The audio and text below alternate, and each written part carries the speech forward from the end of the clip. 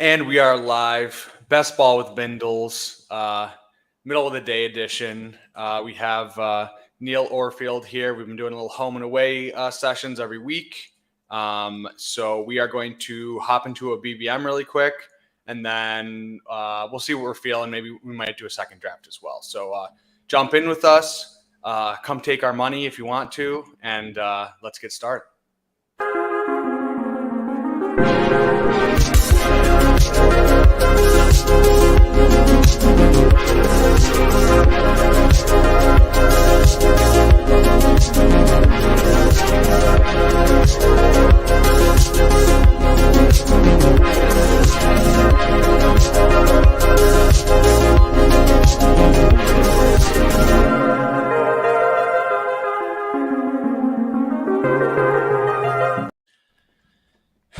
GM to Tyler here in the chat. Neil, how's your day going so far, man? It's going all right. So I did just I've been waiting for Underdog to advance the final. I really wanted to see how many full teams there are in the final. A little bit disappointed there for two reasons. First of all, I did lose my second team. I thought I might have two in the final, which would both have 3 to 4 Dallas players. Lost one of them to the earlier drafted team wins the tiebreaker. Lost that tiebreaker. Didn't realize that you also lose the money associated with it. So I thought that I was splitting at least the the top prize money for that pod. Apparently not. I just get the second place money. So lost another 150 bucks there. Then I look at the finals, and it's like there are many more good teams in the finals, full teams, than I thought there were going to be. So a little bit disappointed in the advancement today of the dance. Other than that, though, doing well. I am wearing my nice flannel for you. It is a little bit hot for it, though, I got to say. I was gonna say I was planning to wear a flannel, but like it's like rainforest humid here today, so I'm like I got to get the party shirt out that's like a little bit of see through and can breathe a little bit. My girlfriend runs super cold and I run super hot, and I was like I wanted to turn the air on, and she's like, no, I'm too cold. So I'm like, okay, I gotta figure out some way to work around this. So I appreciate you sticking through it. Yeah, flannel. I am regretting it a little bit because it is a little bit too warm. I'm wearing shorts, so that offsets a little bit, but it does feel a little bit hot for what I'm wearing. It will be a sweaty stream for us both. Right.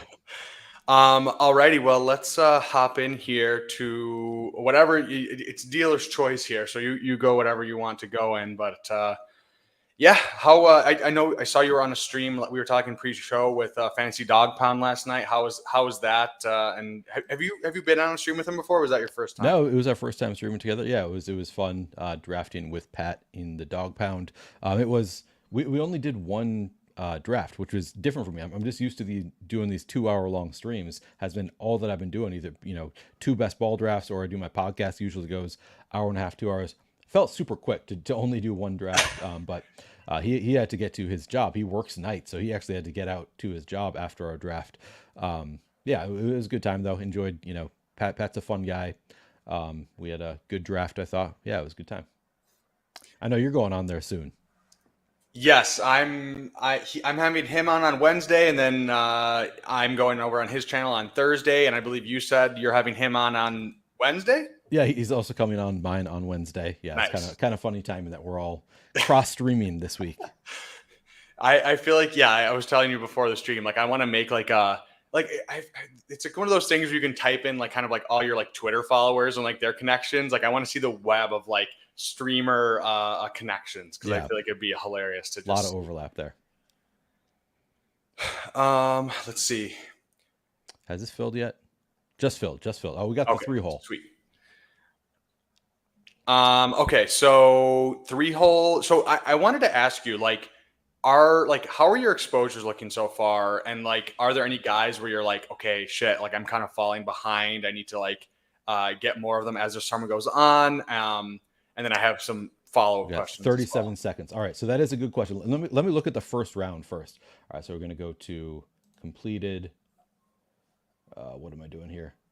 2024 season exposure. All right, I want to see what I have of.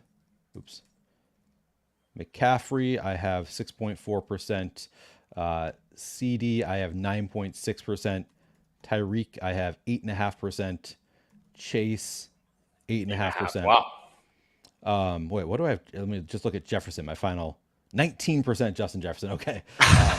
So actually, it looks like I'm running pretty well with early picks, right? Yeah, no, I mean All right.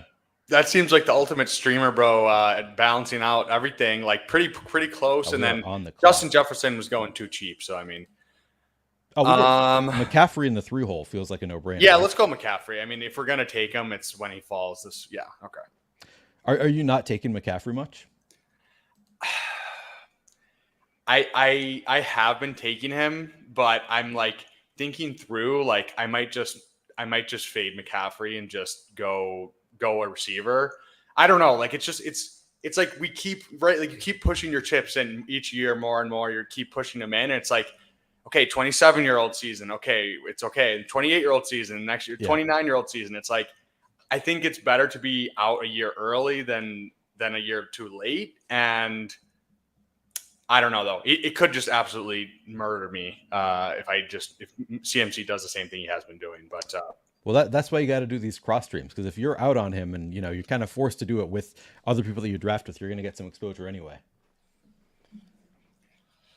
we got Robert Griffin the Turd in here. We got all the regulars: Meatwad, Hoosier, Tyler, Chipsy. The homies are Nice. here. The homies are here.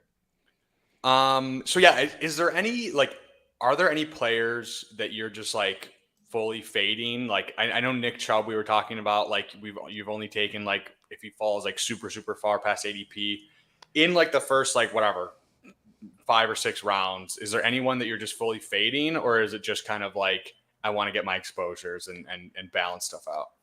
Yeah, I don't really full fade. I would say like I'm not getting a lot of Jameer Gibbs at the 1-2 turn. I'm usually going 2 receivers there, so I just end up not taking Gibbs. It's not that I'm really trying to full fade him. I would take him if he falls to like the 16 hole. Take him when he is a value, but not going to take a ton there. George Pickens, another guy that I'm just not really drafting much at ADP. I'll take him if he falls and I need a receiver. So yeah, I'm not really trying to be totally out on players in the early rounds because there's a reason they're there. They all have the upside of hitting. But I would say, yeah, Gibbs, Saquon, a lot of those like round 2 running backs, I would say, fall into that bucket for me. And then, yeah, Pickens falls there. I'm trying to think if there's anybody else. Oh, let's take a look as we go through the first round. Yeah, like There's no major fades for me here in the first round. Gibbs is the one that I would guess I have the lowest exposure to. How about you? Do you have any? Should we do it first. round by round? Do you want to have this conversation like Yeah, let after each honestly, round? I kind of wanted to like, yeah, go through it. So I mean, maybe for the whatever, like we don't have to keep going once we're in like the 15th round or whatever. Right. But I think out of the first round, it would be Gibbs. I don't find myself taking him that often. Last night we did an eliminator with David Philippi, and he fell all the way to like I think 16 or 17. So I took him. Oh, we got Turbotron taking Wilson and Waddle here, switching it up, which I don't mind. Yeah, I'm that's cool. super high on Waddle, and I think it's such a flat tier there. Second round Saquon for sure. I think we took him on one stream, and we got the Philly mega stat going, but Yep. I have not clicked him a ton at all.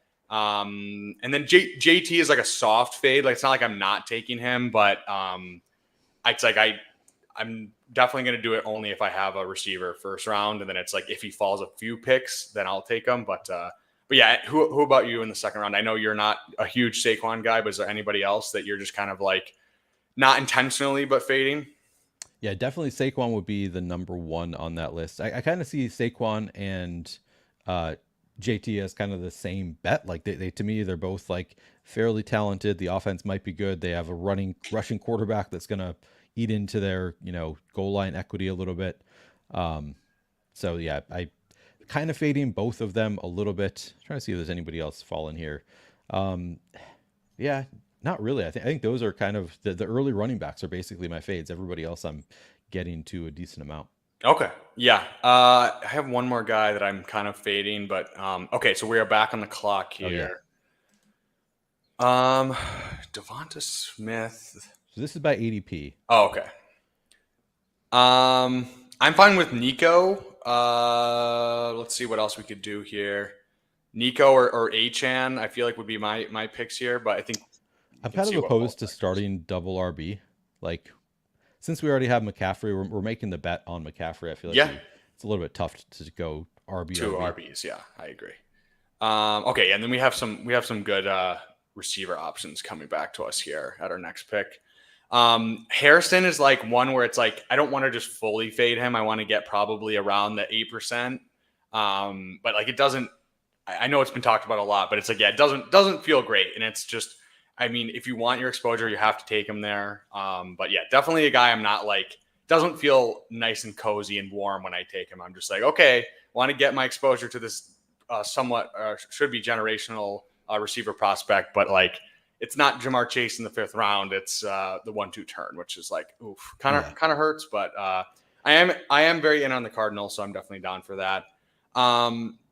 So how about this 3rd round range here? Is there anybody that you find yourself just like very low exposure wise, or just vibes wise, where you're just like, I just can't take these guys?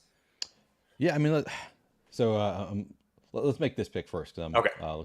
I mean, Evans falling here to the 27 hole. Man, he's really gotten steamed up. We could go there. We could go Diggs, get the double Houston thing going. Neighbors, I'd be happy with. What do you think? Anybody you really like here? I was gonna say, do you have any like exposure like where you want to get more of those guys? Because I'm pretty like equal on all of those. I say Evans as the faller. Sure. Give ourselves an out to a Baker later on. Yeah, I like that. I think that makes sense. Yeah, I guess we could have gone Laporta for the McCaffrey, week 17 correlation there. But I'm good with going that way. As far as the 3rd round goes, I feel like I'm like lightly out on Cup. I'm not really like I've drafted enough Cup that I guess I don't. To me, that's less of a comfy click. I have health concerns with Cup. He is getting a little bit older. There have been some rumors that he might be dealing with more serious health issues than have been made public. So I do have some concerns there, but nothing. I feel like he continued to play after I had heard some of those rumors. So not major concern there. Diggs to me doesn't feel like a really comfy click, but I still am getting a fair amount just because I am such a piss boy. I end up, even the receivers in the 3rd round that I don't love, I end up with a fair amount anyway because I usually take them over the running backs. Sure. But with Achane and Kyron falling into the 3rd round, I can't argue with those guys in the 3rd round. They feel like pretty good clicks there.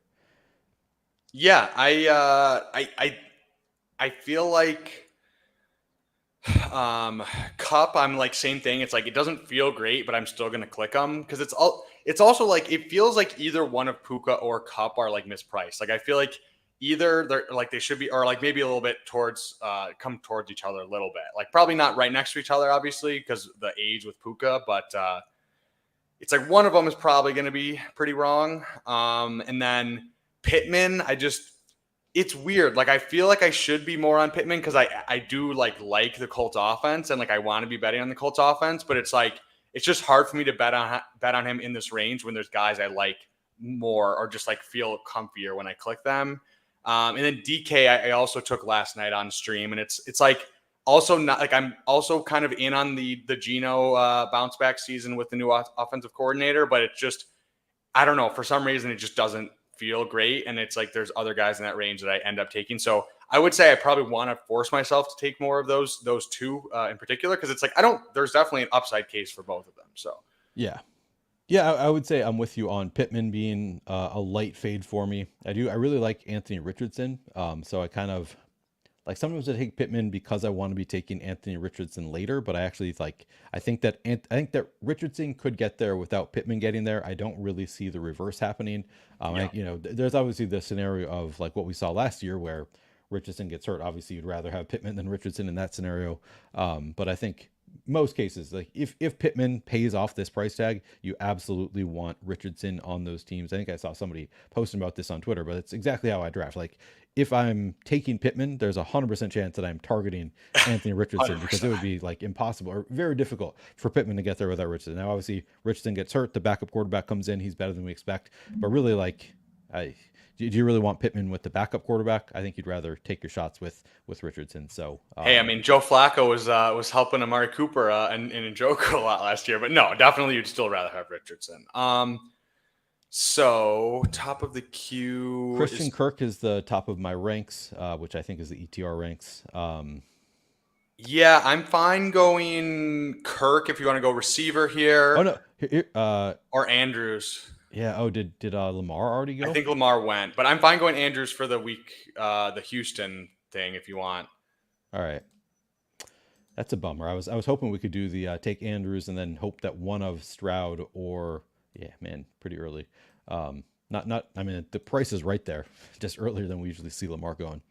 Yeah, So that's a bummer. We can't do that, either or thing. But happy to get Andrews here at the end of the fourth round. absolutely.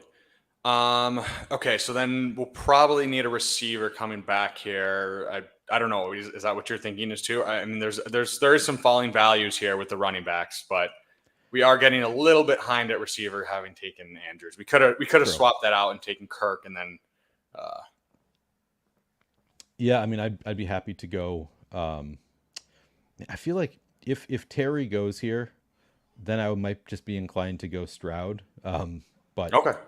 oh, okay, Terry falls. I'd be happy to take McLaurin. Is that you I'm like that fine with pick? Terry, Hollywood, Reed. Yeah, I'm fine with any of those guys. Yeah.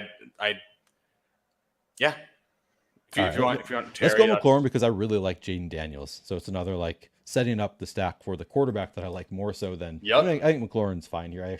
I like him here a lot better than I like Pittman at in the third round. So happy with that pick. Yeah, they don't seem like that different of bets. Like, and there's like what a 20 pick difference around. So um, 15, 20. Okay, so we got CMC, and then we have let's see, we have Andrews at tight end, and we have Terry, Mike Evans, and who was our first receiver? Oh, Nico Collins. Yeah. Okay. So good start for us. Man, I see a hot takes flying in chat. Pittman will be a top 12 wide receiver. Thaddeus thinks. Where's it going? Like probably receiver 20 or so. Yeah, I was Where gonna he's say going? because there's a lot of receivers that go in those first two rounds ahead of him, and then he I think he went like what 36 or He something went here. Yeah. 36 here. Yeah.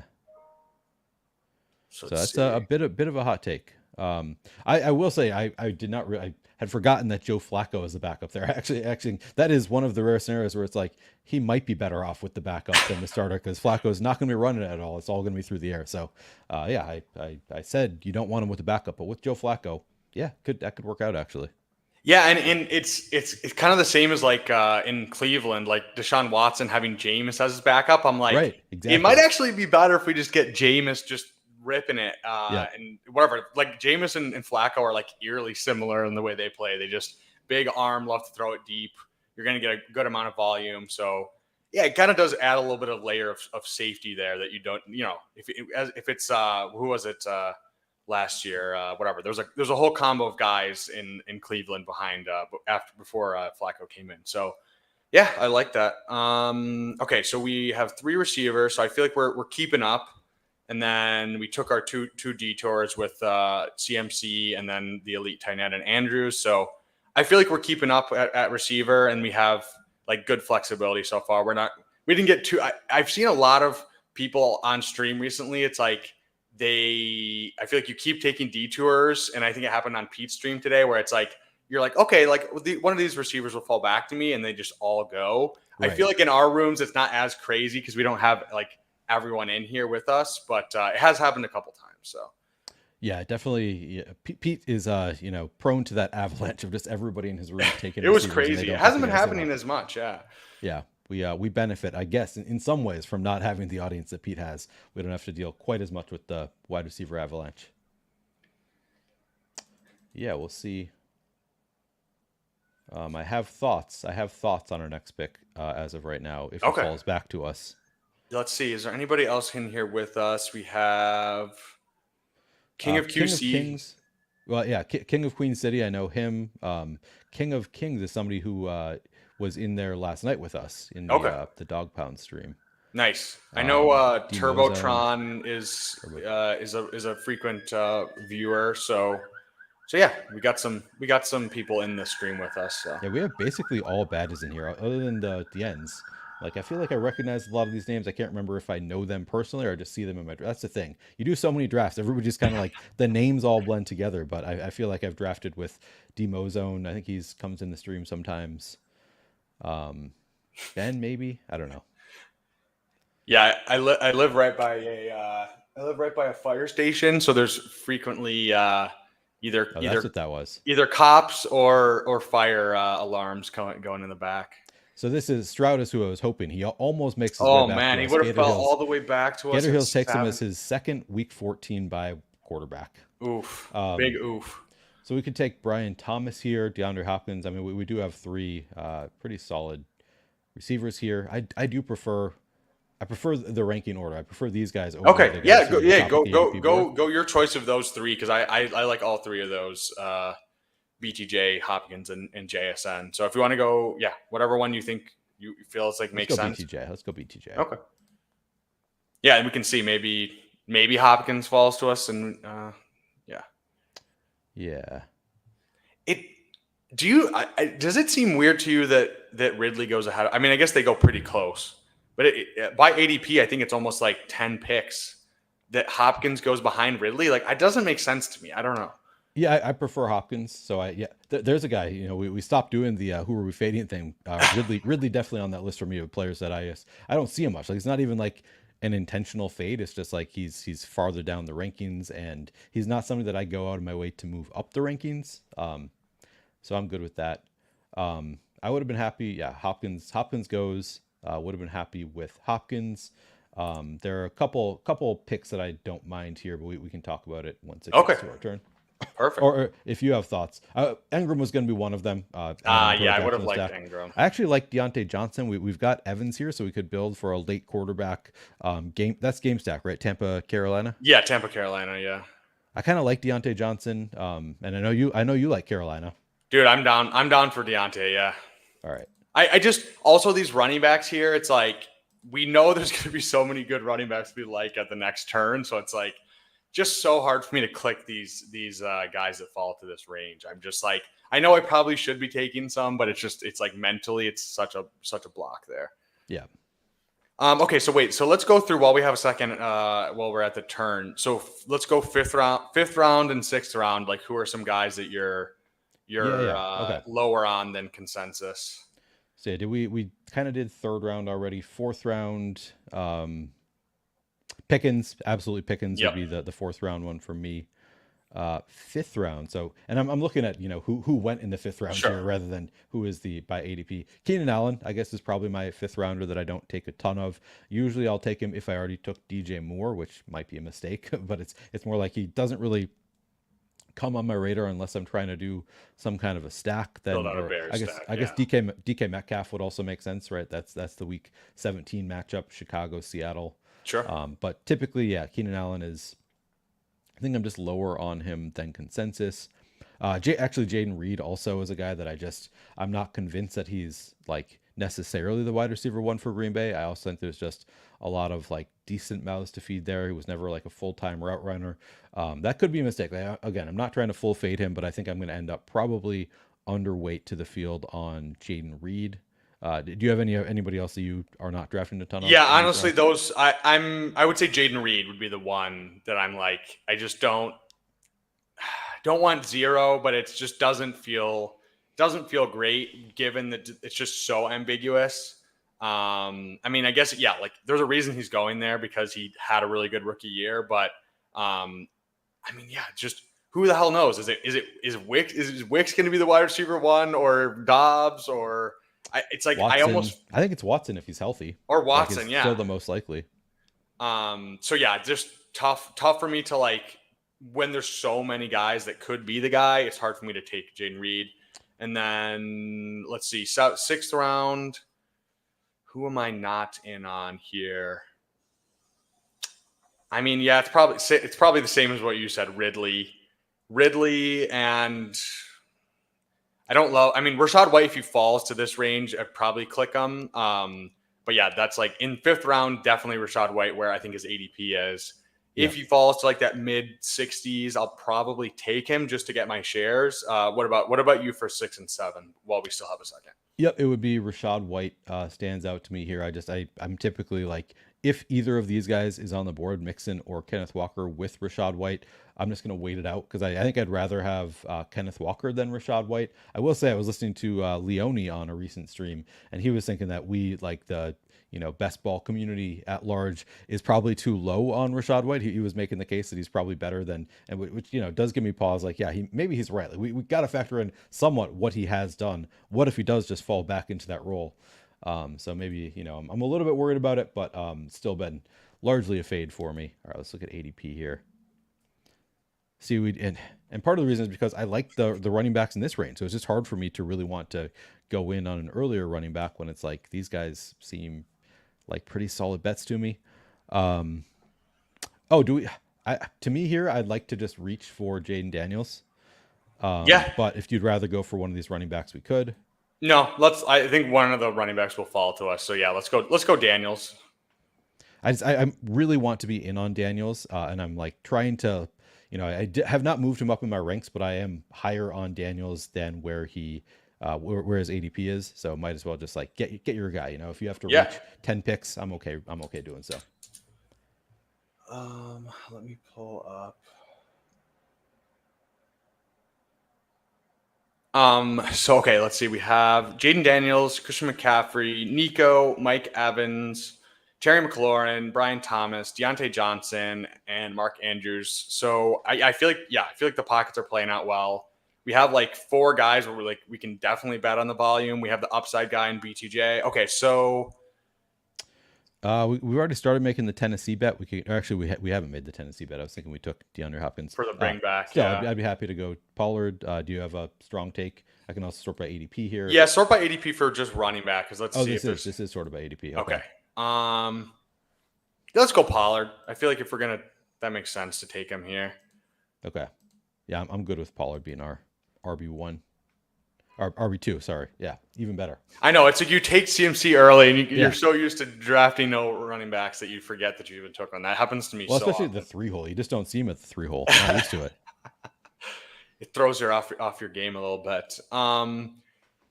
Yeah, we had a convo, but we had a comment about Canadian healthcare. I don't even want to get into Canadian health there, so I'm not even gonna let myself go down that path. But yeah, and someone was saying that does everything look piss colored in these glasses? Yes, that is 100% true. That's why I draft so many 0 RB teams because all I see is wide receivers. Yeah, exactly. Okay, so. Oh yeah, do we want to continue doing our? Yeah, let's continue doing our bit. Yeah. So in 6th round, do we already do? I think we already. Oh no. Yeah. So Rashad White definitely on that list for me, but I'm trying to be more open minded about taking Rashad White when he does fall to like mid 6th round. Maybe I'll try to be more in. Dave Montgomery is one that I like. It's not that I'm intentionally fading him, and I feel like a lot of really sharp best ball people are very much in on Dave Montgomery, love Dave Montgomery, but I never click it because he's just like, to me, he's the start of a long tier as opposed to the end of a long tier of running backs. Maybe sure. He's in his own tier, but just the way I see it, I end up not taking a lot of Montgomery because I like so many of the running backs that are just behind him kind of about the same amount that I like David Montgomery. And I think, if the split is going to change this year, I think it splits more in favor of Jahmyr Gibbs than David Montgomery, which is funny because I also named Jahmyr Gibbs as somebody that I'm not drafting a ton of. But yeah, I guess I'm largely I'm going to be underweight to the field, it seems, on both the Detroit running backs at this point.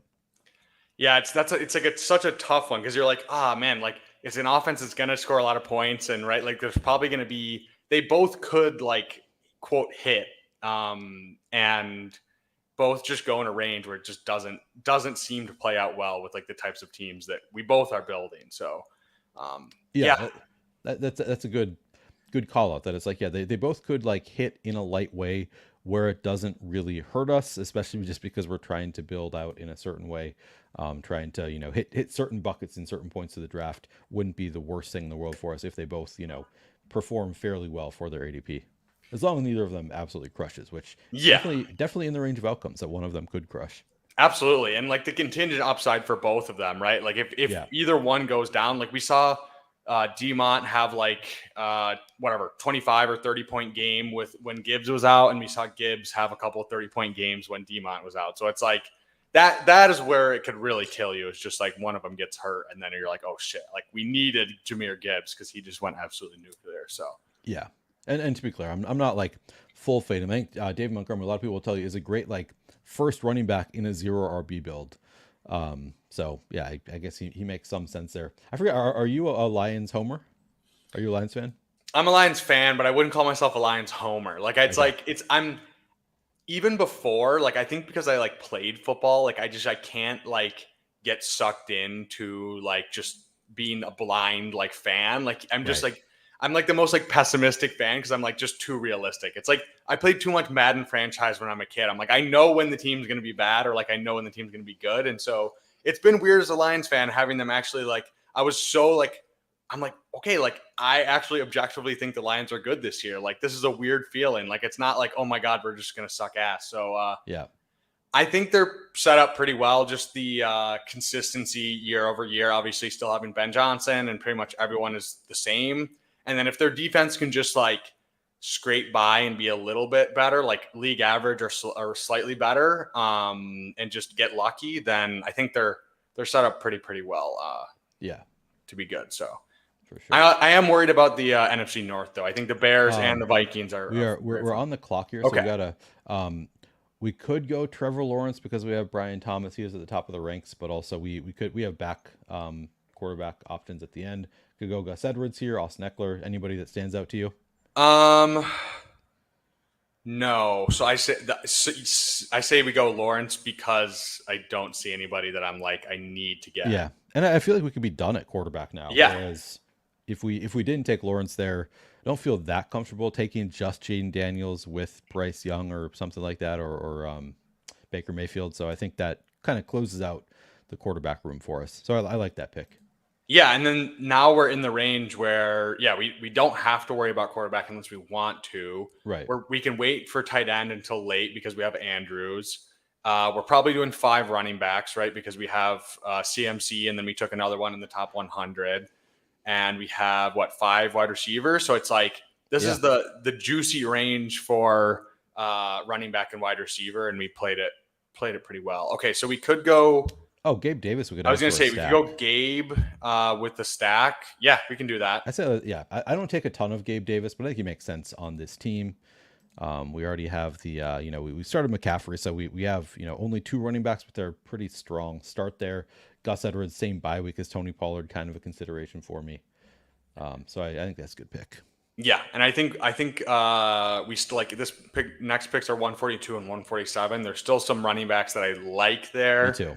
And some wide receivers that I like there, depending on who falls to us. So I definitely would have considered Leggett there as well, but I think the stack having just taken T-Law and having BTJ, I feel like that pushes it over. Gabe Davis fell to us in our eliminator draft to like pick 155 yesterday. I think that's because people are scared off of him in the eliminator format, which makes sense. But Yeah. I'm fine stacking him up here with T-Law. And hey, I mean, yeah, like if we just get the 2 deep threats with T-Law, that seems pretty good. Like there's definitely going to be some spike weeks between those 2. So Yeah, exactly. Yeah, it is funny trying to play the eliminator thing where people are like, can't take a guy who doesn't have a consistent floor, and it's just like those guys get pushed so much. The guys who you love for their spike week potential in regular best ball, it's just like it's a different format. I sometimes wonder if like it goes overplayed. The like, oh, you can't take somebody who doesn't have a great floor. Like it's like, yeah, but you still like spike weeks help regardless. So it's a funny format. yeah, and we were talking about like I think Gretsch was saying that like yeah, spike weeks can kind of cover off on whatever. Like if you are thin, if you just do have like an injury at quarterback or like whatever, like they can help cover off on weeks where like you do have buys or other stuff where it's Right. like we're not really we're just like okay, have the safe guys, but that doesn't necessarily always play out, right? Like the safe guys sometimes can also lose you weeks where like okay, I just needed a 20-point spike week from Gabe Davis to get me through. Right. So yeah, it's a weird. I still haven't completely wrapped my head around it either. So That's kind of the fun thing about the format is that I don't think any of us have really fully wrapped our head around it. It's so new. We're doing our best, but it's fun. yeah, Xavier Third Leggett will not forget this. He will spite us, but it's okay. I'm taking him in every other draft, so Yeah, I'll get my shares. yeah. I was gonna also he went ahead of ADP here. Like I think he was more likely to fall to us at 142 than to go at 132. Like he falls pretty frequently, and I think especially when we have his the only other Panther that you really want with him, is more likely I think that he was going to fall here. But Yeah, no, I'm I okay think it not was the having him. right pick for the team, but Yeah. it still pains me. I think I am less in on Xavier Leggett than you are. I will say I've given it some thought. I'm not totally out on him. I'm willing to draft him with you when you want him, Bindles, but I don't think that I am quite as high on him as you and apparently Tyler are. Yeah, I know. Honestly, it's just bad because it's like you seek out stuff that confirms your biases, and like Jacob Sanderson, who I think is like one of the sharpest people in Dynasty and best ball and everything. Like he's all in on Leggett, Wicks, and Downs, and that like they all go right Oh, next to that's each right. other. Yeah. So I'm like, okay, well if Jacob's in, then fuck it. Like we might as well draft I him in mean, every draft. So. Jacob put me on a Nico Collins last year, so yeah, Exactly. gotta give Jacob his credit. Definitely a sharp guy. I'm just a little bit concerned about, and I agree with like you want to make bets on those kind of unknown offenses. Um, yeah, he's probably fine. I Yeah. guess I see. Okay, let's make our pick here. So we only have two running backs so far. I think that we got a hammer running back here. I'd be Yeah. happy with any of these running backs, honestly, toward the Ooh. top here. I like Lloyd and Sharps. I kind of want to go Lloyd first to lock up Lloyd and then see what falls back to us. What do you have? Do you like one of these other guys over I'm Lloyd? cool with Lloyd. Yeah, I really like this range. I like Charbonnet. I like Dowdle. I like Kendra Miller as well. Like I think that Okay. it is just a strong range here. Yeah, we got. Well, yeah, we're gonna get one. We're gonna get one of these guys coming back to us. So okay, so Kendra Kendra does. goes. He was actually, yeah, whatever. Dowdle, Charbonnet both look good to me. I guess we have the week 10 bye already, so that might for me would break the tie towards Dowdle. Towards week. Okay. You Yeah. good If with you, that? yeah, you want to do that? I'm down. Yeah. All right, let's lock in. Otherwise, is there a tight end that makes sense for us? No, let's just go Dowdle. We can. I don't like really care that much about the tight ends in this range. So to me, I guess my thing with Leggett is I see him very similarly to Roman Wilson, like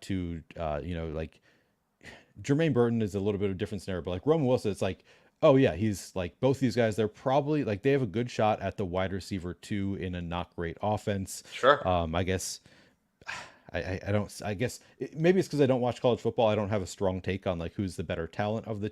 They just feel like they have similar opportunities of the two of them. So I just take the later guy. I also like Jermaine Burton quite a bit. Like he's a little bit different.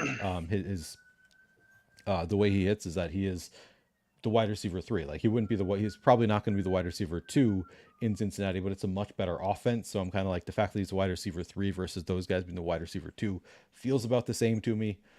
So it's just the rookies that go slightly behind Leggett. I am like just as in on those guys as Leggett, and Leggett goes way earlier. So Sure. I don't take a ton of him because of where he goes in the drafts. Yeah, I'm. Sorry, 1 second. Let me. Oh, no worries. Yeah, we got more police coming outside.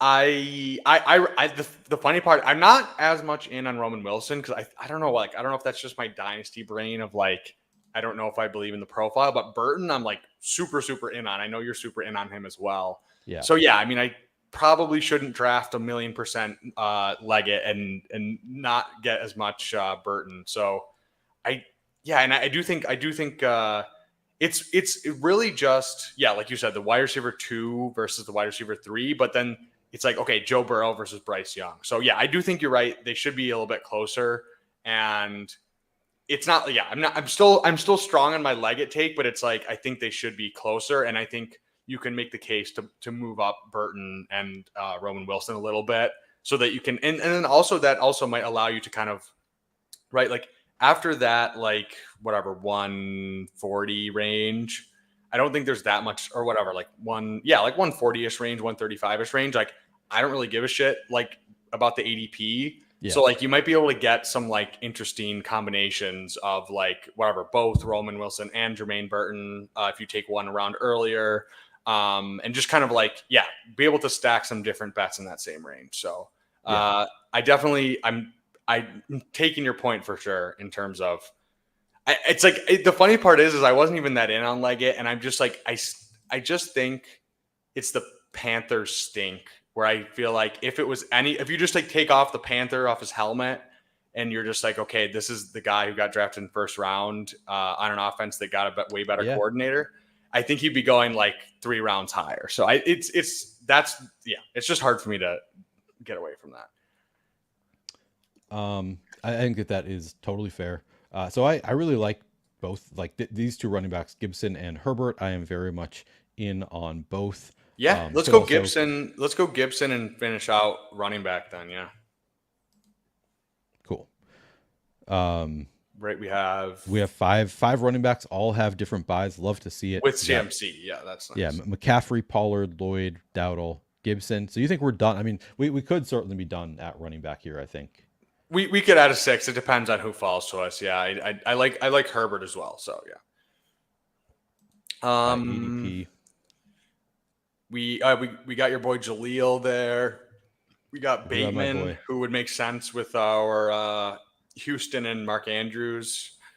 And I think on ADP chasing, which probably just started, they're talking about Bateman, so he might get pushed up a little bit. I've been very much in on Bateman. I'm still in on him, in this range. Ben Sinnott was who I was hoping we were going to be able to get here. Sack takes him. Would have made sense for our stack with Daniels. Oh, but he's actually the same bye week as Mark Andrews. So okay, so it's good we didn't forget about that. We could go Otten. I don't love Otten, but we have Mike Evans. And Jawan Johnson did already go. Okay, so that's the other one that I like to take late. Yeah, and tight end is getting pretty thin here. Yeah, do you want to just go Otten? Build on to the Tampa Bay stack? Otten or Bateman, unless Bateman went, right? Bateman didn't go. Do you have a lean there between the two? Like I think there's other. Not really. I kind of feel like we go Bateman because I feel like there's other tight ends I like later, and it's like I'm not that in on Otten anyways. So I don't know if I really want to. So we're adding on to our Baltimore secondary stack. Yeah, I think that makes sense because like I think Otten is kind of like a paper tiger. It's just like, okay, well, he ran a bunch of routes and he had a game with 2 touchdowns in the playoffs, but it's like he's not good. Like we know he's not good. And there's still Evans there. There's still Godwin there. They brought in Jalen McMillan. And then there's also just the Dave Canales leaving factor. I don't know, man. I mean, there's something to be said of just like if it's your tight end 2, he's just out there and he's running routes. But it's like, what is the upside for Kate Otten? It's like pretty much. There's not a ton. Yeah. Although I thought the same thing with Trey McBride last year. So maybe I'm not the tight end whisperer. I shouldn't be talking about the upside of these late round tight ends. But that was just based on I'd heard multiple places that he was just not that good. I thought he was buried, on the depth chart last year. But that was such a big miss last year, the not having Trey McBride as an 18th round option. Oh yeah, that was. I wish I didn't take him very much at all. I wish I did, and I was in on him the year before because I was just like, okay, well, he was drafted in the second round. Me too. Yeah. And then I'm like, okay, well, he's buried behind a really old Zach Ertz, so why are we not taking him? Yeah. So, I mean, this is like the range where there's not really guys I was going to ask you what your fades are, but it's like, there's not really that many guys that you're fading necessarily in this range, given that are there any guys that really stand out to you? I guess the opposite question, in these last like 3 or 4 rounds. Yeah. Yeah. I mean, I do love Herbert. So we passed on and I'm okay. I like, Gibson also. But Herbert, I've talked about this a lot. He's just, to me, where he goes, and this is a little bit higher than he usually goes, but usually he is a 16th round pick by ADP. I'm pretty sure. I really, really like Herbert as a 16th round pick. I just think that he is, being drafted at his floor, and the ceiling is immense. The likelihood of him getting traded is, fairly decent, and if he does get traded, just wheels up. Obviously depends where he goes, but if he gets traded, it's probably going to be a better situation for him. So I really like Khalil Herbert late. I'm big on Bo Nix is one of my favorite late round quarterbacks. Do you have any? I guess we can go by position. Anybody that you like from quarterback for late rounds? May and Knicks, which I mean is very on brand with a lot of streamers. But yeah, I just think, Yeah. I mean, Knicks is going to start all 17 games, I would assume, and brings the rushing and Drake May. Like, I just think he was the number two overall pick or number three overall pick, and like he's going this late. And yeah, there's a chance he's not going to be playing the first couple weeks, but like I don't really care about that anyways, and especially if he's going in the 18th round. So Right. and you can pair up whatever with all the receivers super late as well if you need an emergency backdoor Bo Nix. Yeah, I'm really into those two. I actually don't mind Derek Carr either. Like I just think there's something to be said just for he was injured a little bit last year, and like he does have Olave, Shaheed, Juwan Johnson. Like I think he could sneakily like provide you pretty good value for where he's going. And like what Baker goes, I don't know what his ADP is, but I mean, I don't really see any difference between Baker and Derek Carr, if I'm being completely honest. Like I guess maybe if you like Mike Evans more, but Olave is really good and young, and they have other good weapons. So I draft a fair amount of Derek Carr. It's never intentional. It's just all my other quarterback options failed, and I like Shaheed quite a bit. So I often have Shaheed or Jawan Johnson or both. Sometimes Olave. So yeah, I end up taking a lot of Derek Carr. Also, just betting on that offense being pretty good. So I like that pick. Um, what are we responding to? oh God, Tyler's in the chat. I'll shade your eyes from what's going on there. Oh no. Um, I also like Demarcus Robinson just went. So Demarcus Robinson definitely one of my late round wide receiver guys. I think that the floor ceiling combo is pretty solid for a late round guy for a non rookie. Like we actually saw his ceiling last year. We saw him have some really big weeks toward the end. So especially if you're betting against Cup, then that's a good bet. All right, what do we want to take here? So we do need a tight end still, tight end or two potentially. I'm fine with Fant. I mean, you know me, play the hits, but I Yep. think it makes sense on this team. I like Fant on this team. I have another tight end target that we can talk about in a minute. Okay, yeah, 'cause I was gonna say, do you want? How do we want to finish this off So we here? definitely don't need a third tight end in an Andrews Fant room. We could just be done there.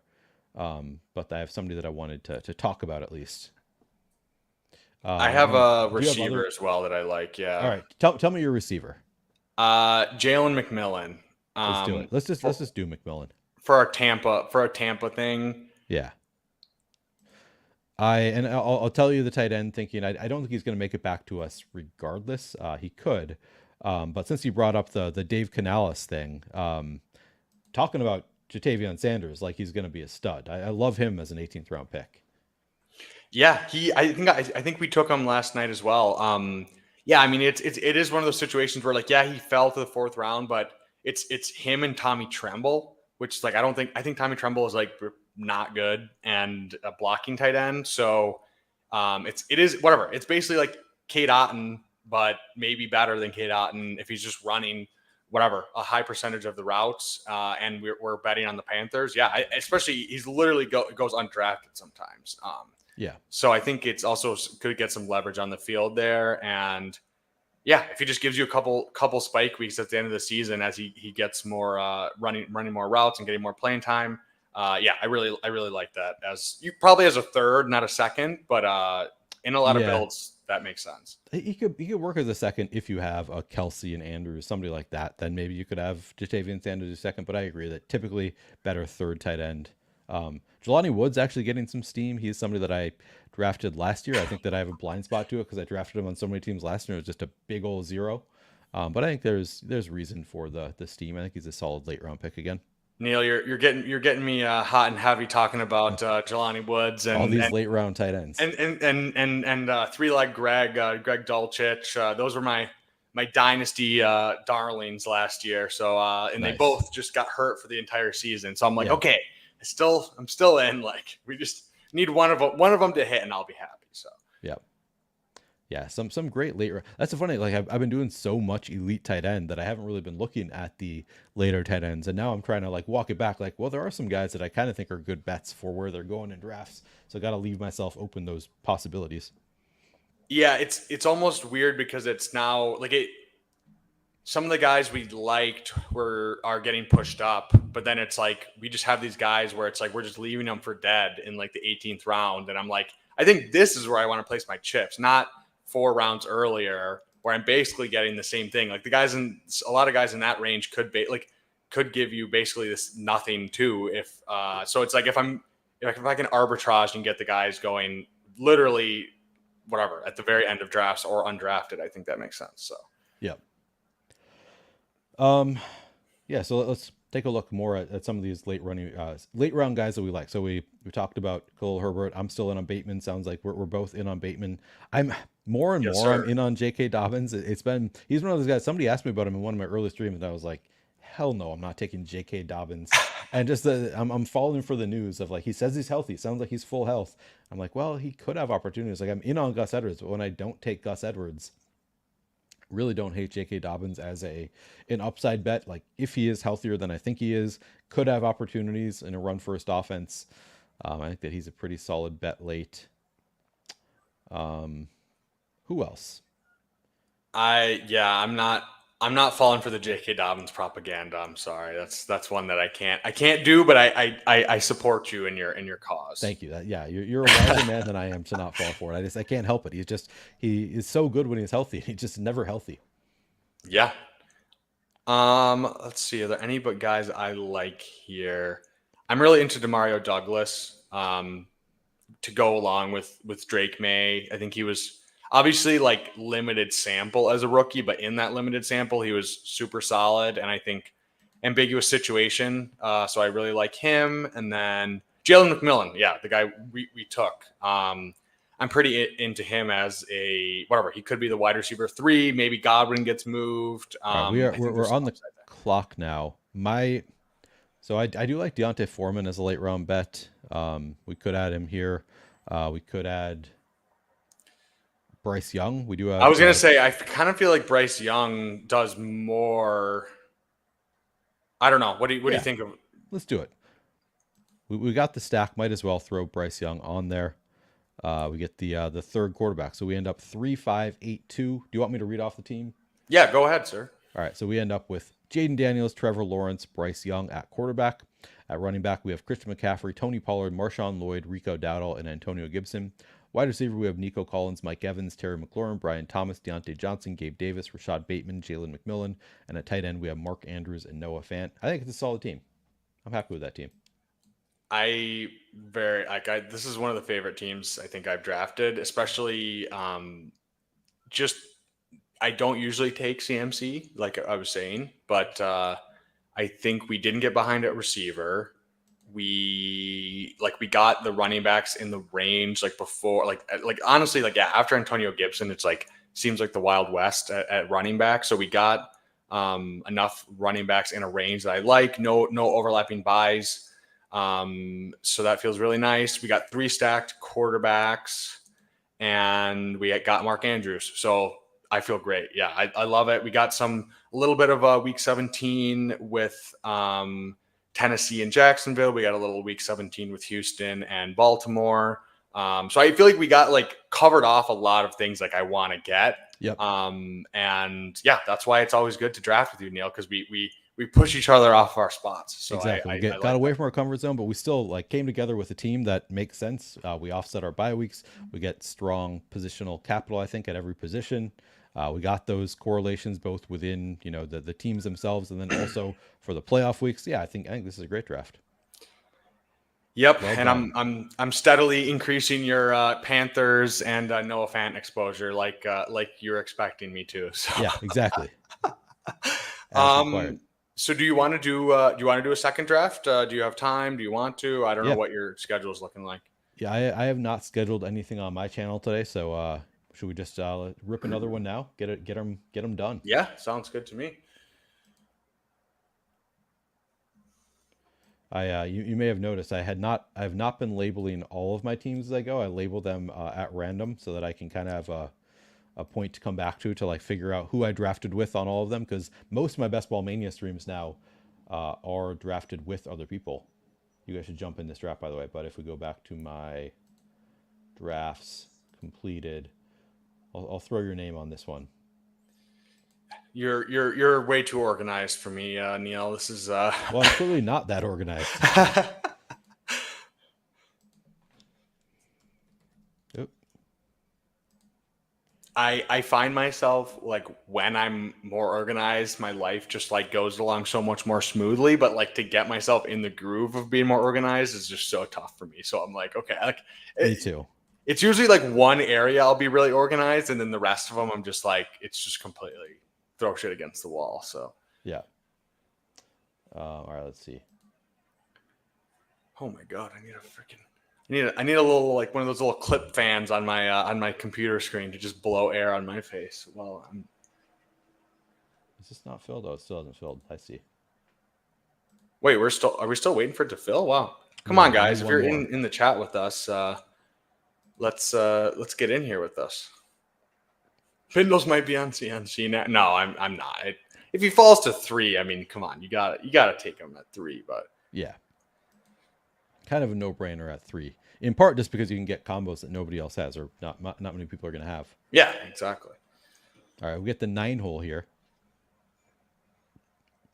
If you guys aren't already subscribed, go and subscribe. I think like 70% of my viewers are not subbed. So go sub, turn on the notification bell as I'm literally streaming all the freaking time. And yeah, go check out Neil's channel.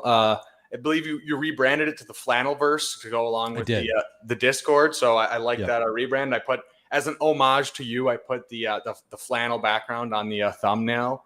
But yeah, Neil is doing great work. He's having, like we said, tons of different people on, and he always brings a unique perspective. So go check him out as well in his channel. So appreciate you. Yeah, enjoying the Discord. Now, have you launched your Super Smash Bros. Discord yet? we Super haven't. Stack Bros. Yeah, so I'm trying to figure out because I'm officially like the first level of monetized, so I can get like memberships and super chats and stuff. But PPR Tyler and Best Ball Guy are like, I think they're just waiting on watch hours. I think whatever, like PPR Tyler has more subscribers than I do, and he is just waiting on. He's almost there in watch hours, and then Best Ball Guy is pacing to be there pretty soon at 500. So I think we're gonna wait until we're all have that set up, and then we can get whatever that kind of linked to a Discord and everything. So yeah, we're playing it patient. Are you going to be streaming to each of those different YouTube channels? Like, what's the? Have you figured out yet how you're doing that, or are you still working that out? Yeah, the Super Stack Bros is on the Super Stack Bros channel, which it has like 60 subs or something right now. It's linked below in all my streams, but yeah, and then I think we'll have the Discord linked for like all 4 of the channel, all 4 of our separate channels, the Super Stack Bros and us 3. So yeah, it should be fun. Yeah, I've honestly just been so busy that I haven't even gotten to like completely think through what we're gonna do. But yeah, that is coming this summer. So not to put you on the spot, I'm just curious the reasoning there for why you're waiting for everybody to be monetized. Yeah, I mean, I guess I could just start it with just me or people using like Best Ball Guy has a promo code. Okay, so Puka Brown sort by ADP. Puka Brown. I'm fine with Puka or Brown. I have very little conviction between those two. So I don't know if you have higher. Let's go. I'm fine with Puka. Yeah.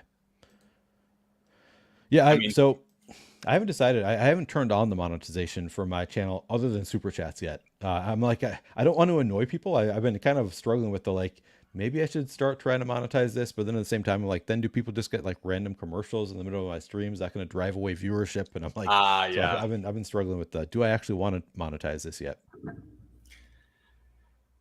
Yeah, we're going behind the curtains here. Yeah, like I've heard a lot of people saying like you don't want to monetize too early, and like obviously all 3 of us in the Super Stack Bros, it's still very early. We only started streaming a couple months ago. But it's hard because it's like I don't know if I want to be in the position where like we do have a Discord, and then it's like we have to retroactively like start charging later on. So like even if it's like $2 a month or something or $2.50, whatever, just to like whatever, keep it from just like randos who just are gonna muck up the place. You know what I mean? Like for free stuff. So I don't know. what that's I think that's the conundrum I'm in right now. I'm like, do we just wait a little bit, get all of us in there, and then just make it like whatever, $1, $2 a month, just to like still technically have it paid, but like not really. So yeah. Yeah, I've been I thought about monetizing the Discord also, putting a. All right, do we want to go Drake London here? We could go Olave, Um, something different. let's see. I'm trying to think through. I view London and Olave very similarly. So if we want to just go with 8 by ADP and go London, I'm good with that. We're getting a more rare combo with Puka and Yeah, London, I think. you're right. Yeah. Yeah, I think that's probably the right pick there. Yeah, this is all the stuff you don't think about when you just start streaming. You're like, how do I actually like think through this process and like make it whatever the best that it can be. I mean, yeah, I think the nice part is there's a lot of people whatever who have either done it before or can offer advice. So I think Yeah, I'm going to try to reach out and ask some people and be like, hey, what do you think I should do, and try to take that into account. So that is and Bindles and I talk about this kind of stuff behind the scenes a little bit, because we're both kind of getting started. Like, I don't really know, we're kind of new to this, trying to grow a channel, trying to, I don't know, get things going with the YouTube, with the Discord, all that kind of stuff. So it's fun talking about this stuff, because it is kind of a new venture, and it's good to hear from other people who are thinking about the same things. yeah, shout What out up, shout out to Chunk? Chunk the Deuce, one of the original Squirt Squad members, always showing love Oh yeah, across the best ball space. So yeah, shout out to Chunk. hell yeah. Olave falls all the way to 21. That's nice. Chase Olave. That's a nice. I like that start. Yeah. And then we got the Hoosier with the Amon Ra Debo start, which is probably whatever. Probably going to be pretty common, but I mean, Yeah. those two guys both have 40-point, 35-point upside, so Yeah. that feels pretty nice. It's going to be common. So was Amon-Ra St. Brown and CD Lamb last year, and that didn't let you down. So Yeah, yeah. exactly. And Lions defense, as I was talking about, I'm hoping they're league average, but I mean, let's be honest, they're probably not going to be league average. So They're not going to be biting kneecaps. Last year, to start the year, it felt like they had a really good defense for like the first handful of weeks, and then they just fell apart. it's tough because they have oh god, I'm just completely blanking on who's their D end. I'm completely blanking. I'm just too On tired. Detroit, oh god, Um, I know this. he's a Michigan guy too. I'm not a Michigan guy, but Yeah. Aiden Hutchinson. Yeah. So like Aiden Hutchinson is like he was like literally the only pass rush. Like it was like everybody else just they would just slide all the protection over to Aiden Hutchinson and then have a shit ton of time to throw. And then the Lions DBs were just either not great or injured, and then that's a problem. If you can't rush the passer and your secondary is not good, that will cause some issues. So they drafted two corners in the first and second round, and I think I'm not a huge like draft guy, but it seems like they both were like pretty good values for where they got picked. Okay. Terry and Arnold from Alabama, and then they drafted a guy from Missouri in the second round. And I believe it was their GM that was saying, I think he's like a big like DB scouting guy, and he was saying like, you don't like, I think the NFL has gone a little bit too much to like the like bigger corners that are just like whatever, like 6'1", 6'2", and they whatever. This is kind of like the meta right now with the cover two system that's going right now. But Sure. a lot of those guys, like they're not actually good. They just have good like numbers. Like they once you reach that like threshold of like, okay, you're 6'1" and you run this, like we're just going to draft you. But the guys that they drafted, the Lions, they're like a little bit smaller, like under 6 foot and like 185, 190 pounds, but like they just actually are good at football. So okay, so let's stop talking about cornerbacks and draft our team. Nobody gives a shit about defensive players. Yeah, exactly. DK Metcalf. We could go Cooper Kupp, add on to the stack, which I prefer not to do. I think Let's go DK or Pittman. We were just talking about we don't have a lot of DK or Pittman, so I'm down to do I that. prefer Yeah. DK to Pittman in a vacuum. Okay. Yeah. I mean, yeah. Hey, talk about grown ass man team. We got Puka, London, and DK. That's a gam ass start right there. It's funny. Everybody in chat was jumping on the Aiden Hutchinson. They're a few seconds behind us, so they all come in at once with Aiden Hutchinson. You're talking about Aiden. Yeah. It's funny, like you forget the names of defensive players when you're, out in the offseason. The offensive players, they're right tip of the tongue, but defensive players, it's like I can picture them, but it's like I haven't thought about the name for so long. I mean, it's such a shame as a former defensive Yeah. player. I'm like, I do love defense. Oh, I love to scroll the F down, Oh yeah, yeah. cup right there. Got to represent the Badge Bros. Hell yeah. Wait, are we on? I actually got my That's Fair shirt, and I was gonna wear it, but I'm too hot. I was like, I need to wear my like breathable shirt.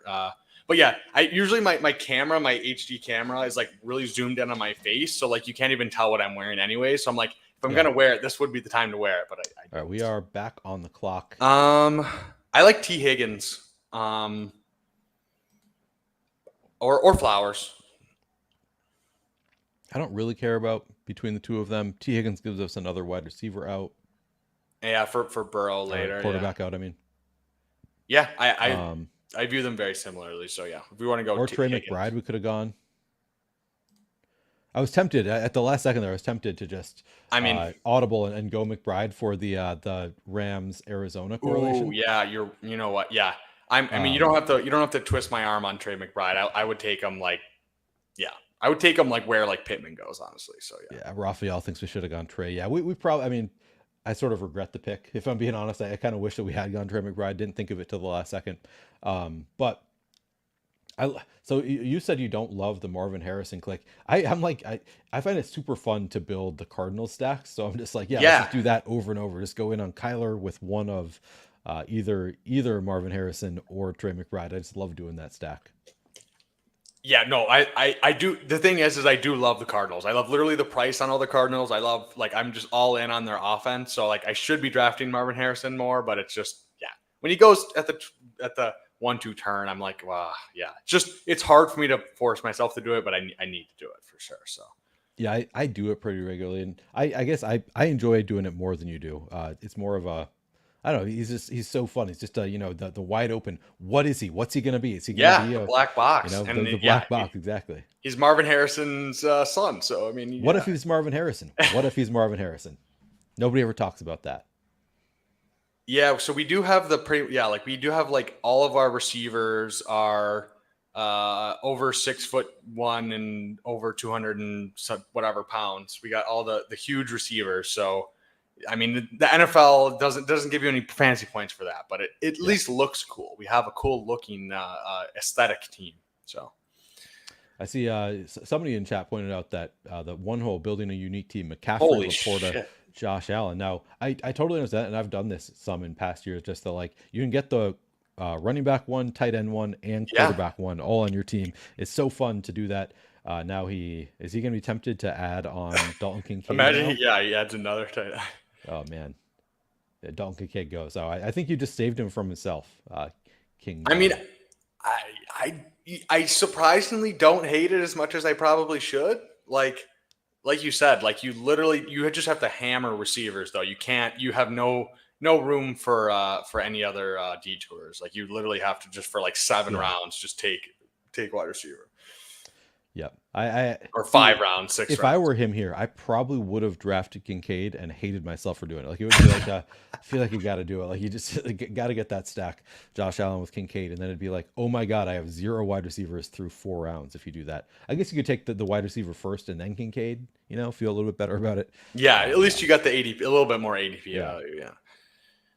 Okay, so He he goes goes for for shot Shot White. white. Oh, man. Oh my lord. You're a madman, P5th. So let's see, we got a couple teams. We got the 3-hole pissing so far, all wide receivers. We got the 12-hole going Gibbs, and then 3 wide receivers. We got, let's see, are there any other interesting builds here as we come up on our next pick? Do you see anything that stands out to you? Hoosier, who just left the chat, goes Lamar naked. Hoping obviously it looks like he might get his way. Is Mark Andrews going to make his way back to him? Maybe.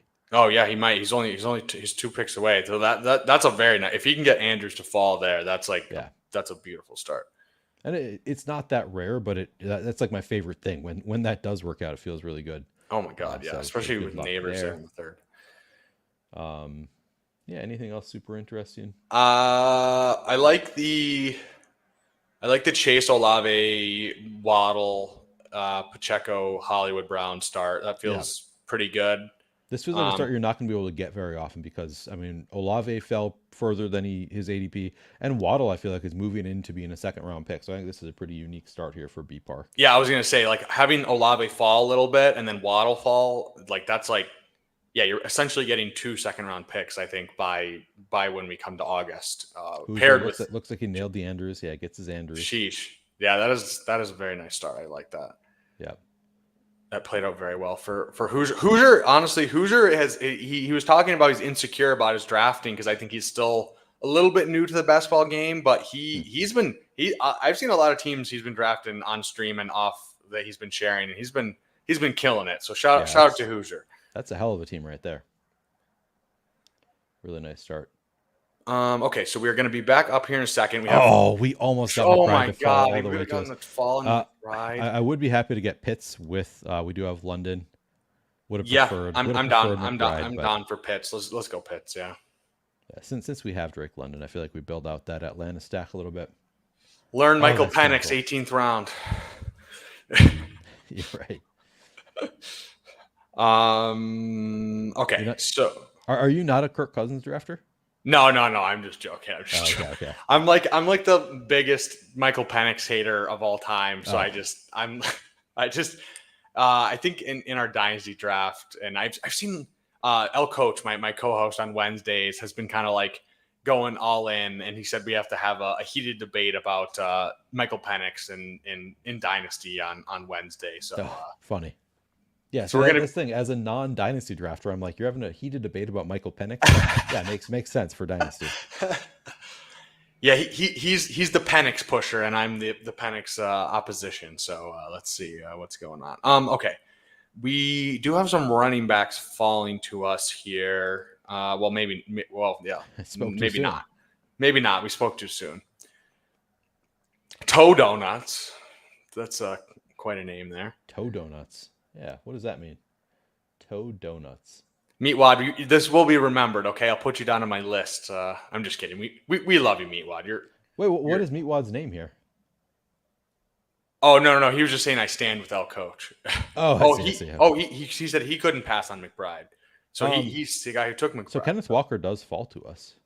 Yeah, I'm down. We have 4 receivers so far, so I'm fine with going him. I'm fine with going. Let's see, who else do we have here? We could go. It's a little too early for Joe. We could go Reed for the ADP value or Walker. I'm fine with either. So if you want to go, let's go Walker. No. You were all right. You let me have my Deontay Johnson and Noah Fant, so I'll give you your Kenneth building Walker. Out a little Seattle correlation with DK as well. Oh yeah, there you go. Wait, Meatwad, are you B Carducci? I never knew that. Oh no, he passed on McBride because I had Kelsey. Oh, he has Kelsey. He says. So he's Turbotron. Okay. Turbotron. I didn't know that you were Turbotron. Okay. Yeah, because honestly, it gets confusing for me when people have a YouTube name and then a different Underdog name and a different Twitter name. I'm pretty sure I know B Carducci, like on Twitter. I think so too. Yeah. Yeah.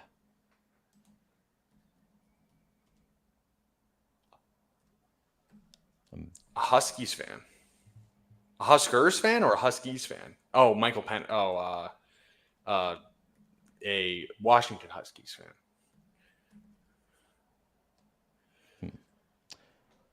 I'm not finding B Carducci. I don't know. I think I know him though. If Andrews did come to me, I thought about drafting Joey Harris. If he didn't come to you, oh yeah, gotta throw a fit. Did you see that whole conundrum that was going on? That was crazy. Yeah, I think they banned him, which I think is correct. Like, I think it's a lot of people are like, yeah, it's not just poor sportsmanship. Like you were actively cheating, which I think is true. Like you're trying to get the draft thrown out. I mean, maybe his intention was just, being a dick, but either way, like it is like a lot of people do the same thing to get the draft thrown out, just thinking they're being clever. Like, oh, we'll get this draft thrown out because I don't like how it's going. Get a refund. It's can't do that shit. Yeah, you gotta lay down the law when stuff like that happens, unfortunately.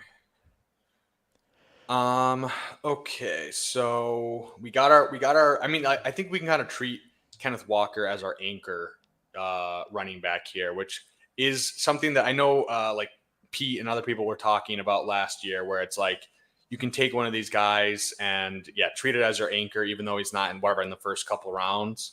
And I feel like Kenneth Walker has the upside to be like a third round pick. He was going where was he going last year? Like third round, fourth round? I think like fourth round So I actually. think I want to say he started in like the second round, but then after they You drafted drafted Charbonnet, you're right. Yeah. Charbonnet, he dropped to around where he's going now, actually. Um, yeah, I think he's got talent. He's definitely got major upside if anything happens to Charbonnet, or he could just like straight up win a bigger role from Charbonnet. Yeah. So I mean, I think I he's like Walker. way more talented than Charbonnet. It's just that weird thing where it's like the stuff that Kenneth Walker doesn't do well, Sharps kind of does do well, just like being more solid and consistent. So I think the new coaching staff, like Walker's talent will win out. Yeah. And yeah, I mean, you were talking about on previous streams about how their playoff schedule is pretty nice against the NFC North. So yeah, I'm coming around on Kenneth Walker. I am a Michigan State fan. I do love him like as a real life player. It's just the PPR bro in me. I think is it's tough to click him, but I think that cost and having all the receivers we have already, I think it's a really nice pick and goes along with DK. So Yep. All right. Is Carducci gonna take Kyler? I would assume. Maybe not. He goes Kyler. We got yep. Burrow if we want to take Burrow. I don't mind Burrow. I mean, we got Higgins. Yeah, let's see. Is there anything? No, I mean, there's nothing else I really love here. I mean, I Does don't have the mind. same bye week as Atlanta is the one downside, and we do have London and Pitts. So we could go Hopkins. Yeah, if you want to go Hopkins, we can go Hopkins and push it. Yep. And then if Burrow comes back to us, great. If he doesn't, not really the end of the world.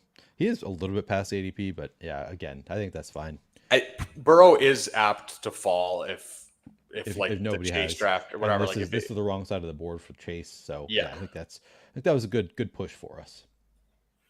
Yeah, and then it's like this is a very solid 5 wide receivers. Yeah, Which that feels very nice. And then we have outs to Kirk, we have outs to Stafford, we have outs to who else do we have outs to? Let's see. Yeah, so we have Gino, At Gino and Levis. Yeah, so that might be a late QB team if Burrow doesn't fall to us, which I feel like probably go like if we can get like at least 2 of those stacked up and maybe even 3, I feel like that would probably be the way to play it. But let's see if Burrow falls to us, I'm fine to take Burrow too. So yeah, I think if Burrow falls to us at 88, you just take the value there. We've got the correlation, and if he doesn't, like again, we've already built out for the double stack with Atlanta. All right, okay, let's go. Let's go Burrow. Yeah, that makes sense. Surprised that N Hill took Dak and did not take Ferguson there. Like I was like 90% sure he was gonna just jump on. Yeah, that seems like the move usually if you're gonna, especially if you got back-to-back picks like that. What are your thoughts on Ferguson this year? I don't know if we've talked about him previously.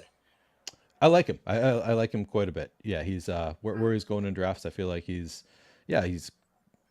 pretty likely to be the number 2 pass catcher for the Cowboys. Really good offense. I like him where he's going. I take a lot of elite tight ends. I'm trying to push it a little bit more. I have so much Evan Ingram, and the more I think about it, the more I'm like, I feel like I'm taking too much Evan Ingram. Like I do, like I really like him. He's I think he's fair where he's going, but there are concerns there. Like I don't want to be way over the field on Evan Ingram because he was just extremely volume based, and now they've really changed the wide receiver room there. So I do have some concerns there, and I'm like, I've drafted a ton because he's like, oh, guaranteed volume, but it's like, is he really guaranteed volume? I don't know that he is with Brian Thomas there now, Gabe Davis. Like it's a different situation than it was last year. So more and more, I'm like, I'm not even sure that Evan Ingram should be going ahead of Ferguson, and I have a lot more Ingram, so I'm trying to get more Ferguson exposure at the expense of Ingram.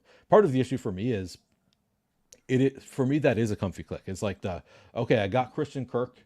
now I can do, you take one of either Brian Thomas or Evan Ingram, and then it comes back to you and it's like, oh, the other one's still on the board. And then it's like, if you take all three of them, nobody's taking Trevor from you. So you're just like, I end up with a lot of that combo of three of Jacksonville stacks, yeah. the Jacksonville three. And I'm like, I feel like I shouldn't be doing this as much as I am. Yeah, I'm like very cautiously optimistic on the Jags as well. Like it was just such a weird. It just seems like variance is going to swing their way, and I don't think Trevor Lawrence is. I think he's actually pretty good. And if you give him more weapons, yeah, I think and just variance swings his way. So yeah, I get it, and I do think though I have a blind spot on Ferguson a little bit because kind of like the case you laid out, I don't just I think he is a good bet for volume, and he was used so much at like around the end or in the red zone. So it's just like either one of those. Like either he gets the volume or he just runs really hot on touchdowns based on just the Dallas tight end thing that always kind of happens. I don't think I've drafted him very many times at all, just because of the way that I build my teams, and it doesn't feel great that I'm missing out on him. So yeah. Tyler says Gretch and Jacob are pretty down on Ferguson, and I get it to an extent, but in a single game slate, he's one of the few dudes with access to a 3-touchdown game in an awesome pass. Yeah, so I agree. Yeah, I heard Gretch say that he is out on Ferguson. Yeah, it's I think I'm in on him. I understand that concern, but I think he's got more upside than Gretch was giving him credit for in that conversation.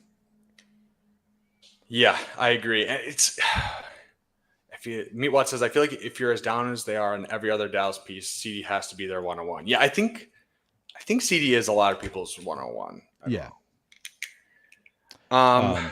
You see Meatwad talking about getting sniped on Jaden Daniels. I mean, that's not you got Kyler Jaden, but it's not like that's an egregious snipe to take Jaden at 89. Even without you just smoke one after that. Yeah, but I hear you. That is, I know you wanted him there. Would have been nice. And I just lost my train of thought. I was going to ask you another question, but I don't remember now. Oh, so Justin Jefferson just got paid $35 million a year, and now CD is going to get paid. Do you think there's any chance that Dak gets moved? Like, I don't know if it's this year, but like I feel like they're gonna run out of money eventually. Like they have to pay Micah Parsons, they have to pay Lamb. Like I don't know. I don't know if there's enough money to go around for all those pieces. I'd be pretty shocked if he gets traded. Maybe I not something that I've thought about really. I don't think they're going to be trading. Yeah, I don't think he is either. I'm playing devil's advocate a little bit. Do we want to go? I don't know. What do you want to do here? We could. I like Trey Benson. I like Trey Benson quite a bit. Yeah, we could. I'd be happy to do that. Benson, I know you're not a Javonte guy, so I won't push your hand in on Javonte. Don't bore me by talking about Javonte. Come on. No, we could take Javonte. Let's see, by running back. Let's sort by running back. B-Rob, Spears. Chase Brown is still there. I was thinking. Oh yeah, okay. So Zach Moss. I was looking for Zach Moss. He is gone, but he goes way early. He goes like 90 now almost. Does he really? Man. I think his ADP is 92 now. Yeah, it's crazy. He quietly has steamed up like 10 to 12 picks without it doesn't seem like it, but he does. Yeah, speaking of takes where I disagree with Gretch, and Gretch is somebody that I have a ton of respect for. So like I don't fade his takes with a grain of salt. But Javonte is one of those that to me is just like, yeah, he's probably right that I should be taking him here. It's just I just prefer taking one of the later guys. But yeah, it's maybe I need to be drafting a little bit more Javonte. That is like I know one Gretch of is very high on him. Yeah, that is like one of the hardest ones because like I just don't think Javonte's good. Like. Exactly. It's like I just don't believe in the talent, and I do believe in the talent of like Jaleel McLaughlin. Kind of want to see if Estime, but now Estime I know has some injury concerns, so maybe now with Estime being hurt, I need to be working a little bit more Javonte in there. Yeah, and I just took I was trying to get off Javonte in all my dynasty leagues, and I actually just took him in a startup I'm in with a lot of the streamer people. Do we want to go Javonte here or something different? Yeah, I feel like it's either him or B-Rob. We don't have any. Do we have any Washington? And I do prefer B-Rob in a vacuum, but I don't really. That's fine. I was just saying we need to get some Javonte. I like B-Rob, so I'm right. fine with B-Rob. Yeah.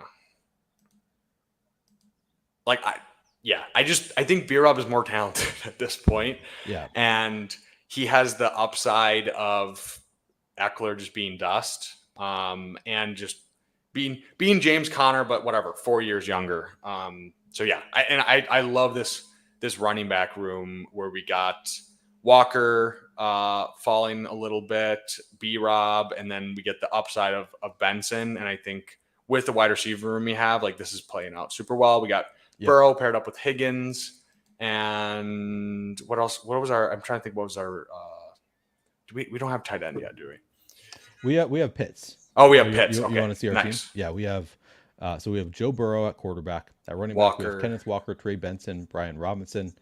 At wide receiver, we have Puka Nacua, Drake London, DK Metcalf, T. Higgins, DeAndre Hopkins, and at tight end, we have Kyle Pitts. Okay, I like this. Yeah, I think it's a solid start.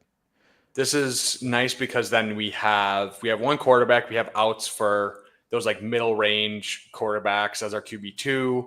We have 3 like solid enough running backs at this point, so we can go probably 6, maybe 5 if we feel really comfortable about the guys we get. I don't feel probably 6, and then we can go 2 tight end with Pitts if we get a guy that we like falling to us, and possibly stacked up with all the different stuff we have going on. So yeah, I think Thaddeus is hating our team.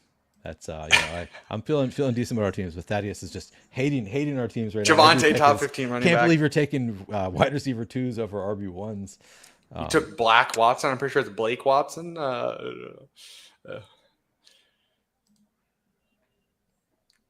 Yeah, Meatwad says, I'm with you, Neil. I don't get it. Respect his take, but yeah, I'm out on Javonte. I just don't think he's good. And they brought in so much competition that it's just like, even if he is better coming second year, it's like I think there's going to be touches going to other guys, and it's like, okay, not that talented. And wait, what's it? No, I don't know what the hell's going on. I see now. Okay. Oh, I missed something. I don't know where that comment came from. But I thought it was funny. I see. You were saying Thaddeus top 15 running back. Yeah. Did you see? Were you watching the Pete stream earlier when the uncle dude impressions? As somebody who is not going to have kids and is an uncle, a very proud uncle, I hate the rap that uncles have of just being like every uncle is just a super huge creep, and it's just like, we're not all creeps. Can we just have some good wholesome uncles in pop media? No. Pop culture. I have all my uncles are cool, so I support uncles. Actually, you know what? Technically, Neil, I am an uncle. Oh, are you really? Technically, because my dad. So like my dad's side, it's 5 brothers, and we were the only kids. Me and my brother, and my uncle, who was like, he's almost 50. He actually just had a kid, like 3 or 4 months ago, and so it's weird because it's like it's like basically a cousin, but technically I'm an uncle. So nice. All so right, there you go. I will support the uncle propaganda. Yeah, we're not so bad. Not all of us, at least. There are plenty of bad uncles out there. Like, a lot of those stories are real, so can't really argue with it too much. I like a couple of the picks that we have available here. So okay, Goddard is great value to me. Chase Brown also adds to the stack. Ooh, okay, yeah. Do we want to? It depends on if we want to try to push Chase Brown or on the turn. Let's see what else. What other tight ends do we have? Yeah, so we have Pitts. I mean, I'm a little bit more. Let's go Goddard. Okay. And be done at. We can be done at tight end. It is definitely more likely that Chase makes it back to us than Goddard. I think with Hill has 0 tight ends. Yeah. And I feel pretty good about our running back so far. We do have the next turn. I feel like there's still going to be some running backs we really like there. So yeah, of course, Kendry Miller goes at 1-3. He's one of my favorite running backs. I was going to say that was your guy that we didn't. I pushed you off of last draft, and now he gets sniped again. So not the end of the world. There are plenty of running backs in this range that I like. Tyler says, "I'm a wholesome yet horny uncle 4 times over." Yeah, I mean, yeah. Nothing wrong with being horny. There's nothing wrong with being horny. Yeah, we're not going to shame anyone here. Yeah. I mean, come on. Yeah, we'll permeate the positive uncle vibes out into the world. Yeah. Some of us are not so bad. C40. I'm only 29. Okay, so I'm not old yet. I'm almost 30, but You're almost 30. All right, I think that's actually older than I would have guessed for you. I feel like it's bad too because like when I don't have a beard, I feel like I look really young. So it's like at least when I have the beard and it's longer, it ages me a little bit. I mean, a lot of running backs I like in this range. I could go forward. Yeah, don't. Shards, Dowdle, Lloyd. Yeah, we have Walker, so I don't know if I want to handcuck ourselves. Yeah. I like Downs or one of these running backs. Yeah, let's go running back. It sounded like you wanted Ford. Let's go Ford. Okay. I'm gonna. Last draft, I was getting my guys, and this draft, we're gonna let Neil draft his guys on his account. So the only downside to Ford is that we do have he's our second week 10 bye, I think. Kenneth Walker also week 10 bye. But do you think we're going 6? Because yeah, I mean, we'll probably get enough running backs that doesn't make. I mean, even if we just take one more that's not week 10, I'm good with it. Okay. Yeah, because this is the weird thing where you're thinking through. It's like if you treat Walker kind of as your anchor, then it's like I'm a little bit more likely to go 5, but it's probably a little thin. And we have enough receivers. We have our 2 tight ends now. We could go 2 QBs with Burrow. So it probably is 6 running backs now that I'm thinking through it, right? Like we don't need 3 quarterbacks. We don't need 3 tight ends. So that pushes me towards the 6 running backs. Yeah. Yep. Favorite Spags lines. Meat, can I call you meat? Is that yeah. Yeah, that was all time right there. When was that? Was that recent? It was like last week. Yeah. Okay. He's like meat. Can I call you meat? That's good. Shout out to Spags. What a guy. Spags streams early enough that I never catch him live, or rarely catch Spags live, but I always enjoy it. Well, that's 10 a.m. your time, which is like just way too early. It's hard to just wake up and just like just full frontal a stream right at 10 a.m. That's a lot. I'm trying to get into running in the morning on the treadmill, and when I do that, then I will listen to best ball streams typically. So maybe I'll start catching Spags live again. Yeah, that's a beautiful combo. Even if you're not drafting, if you're watching a stream and doing cardio, that's S tier. You don't have to pay attention to your legs just in pain. You can just exactly watch Spags talk about can I call you meat, and then that just gets you going. That's good. Got Mr. Meat, Mr. Watt, and of course Mr. Meat. See, Leggett falls to 144 here. Yeah, that he usually goes around there. Carolina double stack. There he goes. Leggett and Thielen. A man after my own heart. Nice. Although I think this team I don't think is going to have enough wide receivers, unfortunately. But I mean, he started pounding a little bit, so he goes Keenan Allen, Ladd McConkey, Keon Coleman. So he's really making the rookie bet. Tyler Lockett, Leggett, and then goes super dusty Adam Thielen. he's either getting rookies or guys who are 34. I shouldn't talk shit about Adam Thielen. I'm pretty sure he was posting about the Wolves on Twitter during their historic run recently. Really? Yeah, apparently Thielen's still a Wolves fan, if I'm remembering right. Yeah, have you done any cardio club drafts on your phone? No, because I am streaming all 150 of my Best Ball Mania, and you have to be Best Ball Mania to qualify. Right. What the fuck am I saying? Yeah, so sadly I cannot do them because I do a lot of drafting on the treadmill. They just don't count. All right, I think we reach here for Burton. Personally. Yep, 100%. Add to our stack. Yep. And then, I think we got something. Yeah, we got some options coming back to us, which I like. Yep. We got Hoosier saying, glad I turned on the sound to hear full frontal stream. Yeah, well, that's just the vibes that's going on today. So sorry, Yeah. that's the terminology I'm going to use. Um, C40 says love watching a stream on at the gym and then hitting the sauna. I I can't I can't watch podcasts or stuff at the gym. I don't know why. Like I need to blast Detroit rap music. Otherwise, I just can't get in my flow state being super ADHD. So I think I just need like music. But if it's cardio, if it's like whatever, walking, running, anything it is, I definitely am down for some streams. Let's take a look. Do we have any quarterbacks we want to add on Yes, here? that's what I was thinking. We have Stafford. Oh, we have Puka. Yeah, Yeah. I was gonna say I feel like Stafford makes sense here. Yeah. Goodbye week 6. Stafford, Yeah, we can do Kirk that. went right. So Yep, Kirk went. okay, let's go Stafford. I think Yeah. I like this is low key a very good floor ceiling combo quarterback room. Yeah. I agree. We don't have any of those like super like rushing quarterbacks that I love taking like one rushing quarterback with a pocket passer here where I mean Burrow has a little bit of rushing upside, but yeah, I think it's solid enough. Yeah, I mean, I think both these guys are guys that like they are the pocket passers that like if you're going to be betting on the guys to just be super uber efficient, I think whatever these are two guys that probably among the top of the league in terms of just like arm talent and just real life quarterbacks. So having them stacked up and paired up is pretty nice. Okay, so we have Higgins, yeah, and we have Higgins and Burton, so Yep. that's really nice. Got Stafford Puka. with Puka.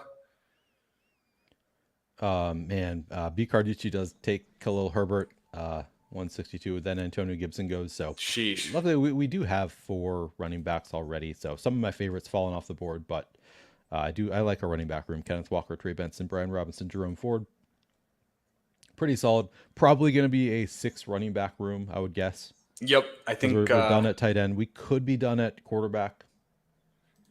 we got the Geno out later if it makes sense.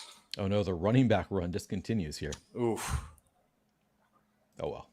Bucky or yeah, oh yeah, Algier going 149, Rico falling all the way to 146. And then yeah, this whole group of guys that I like, the Irving, Jaleel, Antonio Gibson, Herbert, all going back to back to back to back. So Bucky Irving, that I don't mind. Yeah. doesn't feel great given the fact that we probably wanted running backs on the next turn. So Yeah. But we make it a 6 running back room. We've already got 4. I feel okay about our 4 that we have. So really not the end of the world. I do have one more receiver that I think I like here.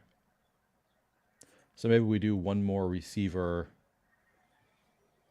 2 more running backs, and then the 4th being kind of optional.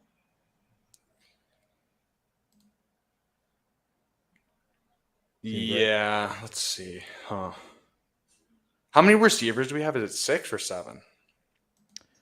We have 6 so far. So we have 2, 4, 6, 2. Probably need 2 more running backs. And then we have 2 more picks. And I think one of them should be a receiver, most likely. I mean, we could be done at receiver. I guess it depends on what's available. I think we're almost certainly done at tight end. We could add one more quarterback. Yeah, I think that is very true. Okay, let's see what running back. Yeah, these running backs just got wiped out, man. Yeah, this is not the best range. Tyrone Tracy down here. Yeah, I don't know. if you were to Allen. fall to us. How do you feel about Braylon Allen? He's been getting some camp hype. Now it's like the AJ Dillon quad picks, but the black visor and the arms showing. Yeah, I got to say, I'm not feeling great about my Abanikanda pre-draft exposure. Like, he's one of my highest exposed players pre-draft. I think that's true of anybody who was listening to, like, leg up content. We're all like, yeah, a lot of good points being made about Abanikanda. And then it turns out the Jets just don't really like him. So we are all in pain together with the Abanikanda exposure. Yeah, sounds like Braylon Allen might be a thing. I don't know. I have not been taking a ton of Braylon Allen just because it's like he has no role with like I don't think he's going to pay off his ADP even as a late round pick as long as Breece Hall is healthy. Maybe I'm wrong. Maybe he has some like goal line upside. I guess, yeah. It just seems a little bit. He's to me like an extreme contingent value pick. It seems super thin, yeah. Yeah. So yeah, I have not been taking any Braylon Allen.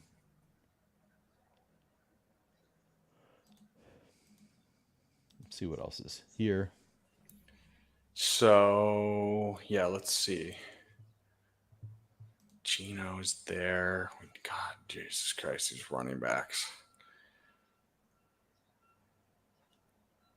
Yeah, I feel like these running backs don't usually go this early, and they just all got Yeah, clumped that was together. kind of the we took Stafford there, thinking maybe one of these. I mean, honestly, I was mostly counting on Herbert making it back to us a little bit before ADP, but that is a foolish thing to think is going to happen when you've been talking about how much you like Herbert on a stream.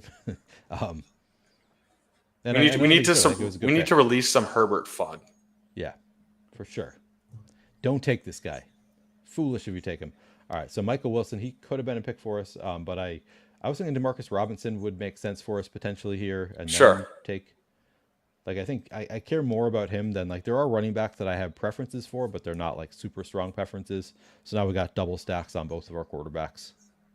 I think taking. I was gonna say something earlier about Demarcus Robinson. So yeah, that makes sense. And then now this running back range is just one big tier, anyways, for me. So it's like, yeah, might as well get our guy that we want, and then we can be done at receiver and just hammer. Oh, and Tracy goes, which is honestly, I know Pat Crane was saying that he was taking some Eric Gray as he's getting some buzz. I've So, taken some. I've taken some Eric Ray. It doesn't feel great. Like it's not like oh this guy's gonna crush, but like getting buzz like he's running with the first team.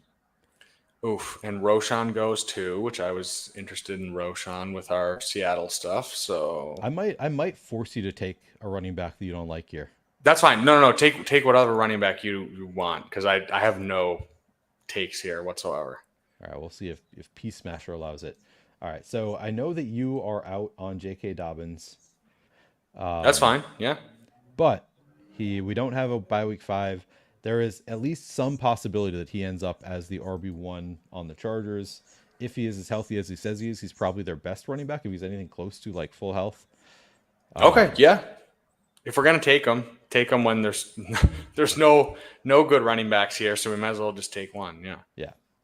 I do like Deontay Foreman also as a late round pick. I think that he makes some sense as a like I'm not thinking I think Chubb is probably not going to be healthy at least to start the year, and then we all make the assumption that it's going to be the Jerome Ford show, and believe me, I'm very much in on Jerome Ford, but there is some possibility like that that Deontay Foreman beats someone like Deontay Foreman. A pretty he's an NFL running back. He's a worthy NFL running back, so I don't hate him as a late round pick either. Yeah. 100%. I don't know.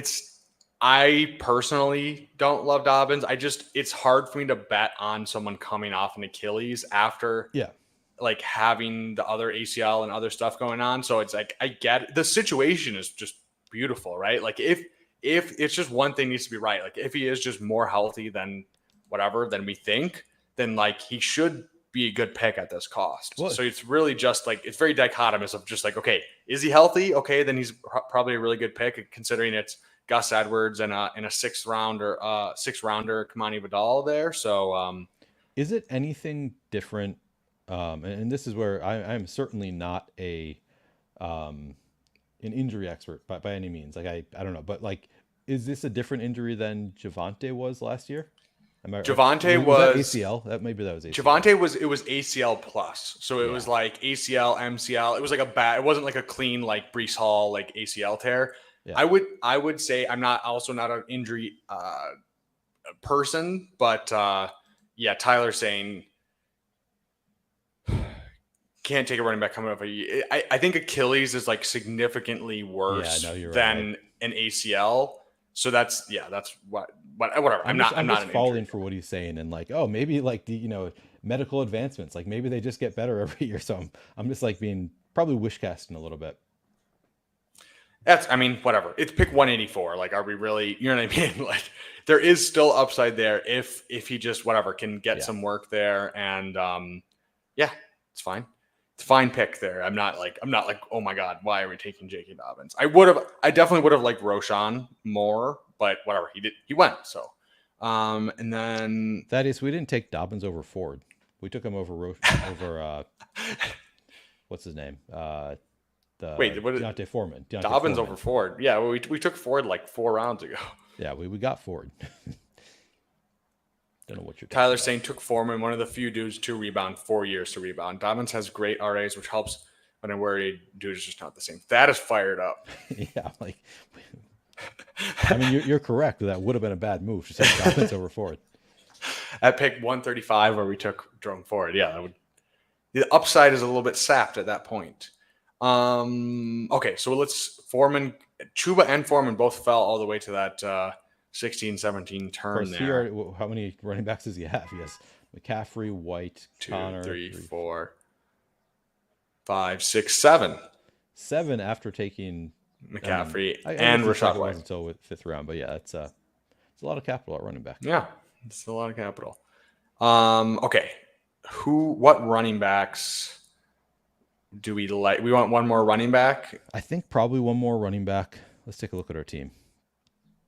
So we have Kenneth Walker, Trey Benson, Brian Robinson, Jerome Ford, J.K. Dobbins. It's a pretty solid running back room. I still think we probably add one more. Yeah. Especially because we've determined that J.K. Dobbins is going to be a big 0 this year. Yeah, let's go one more running back, and then Geno. Would you entertain a Geno if you take a running back first, or take Geno and then knowing that there's just a huge tier of running backs, just get one of them coming back? We don't have to go Geno either. I'm perfectly fine with these two QBs. Just knowing that we have DK. I'd be good taking Geno. Since we have DK, we do also have Kenneth Walker, who doesn't catch a lot of passes. But, do we have Hopkins too? I forget if we took Hopkins. We do have Hopkins. So we could go Levis too, but 12 and 6. I have literally no. Do you have any take between those two? Let's go Geno. Yeah, I mean, look, the ETR ranks have Geno 153, Levis 201. Let's just default to trusting the rankings.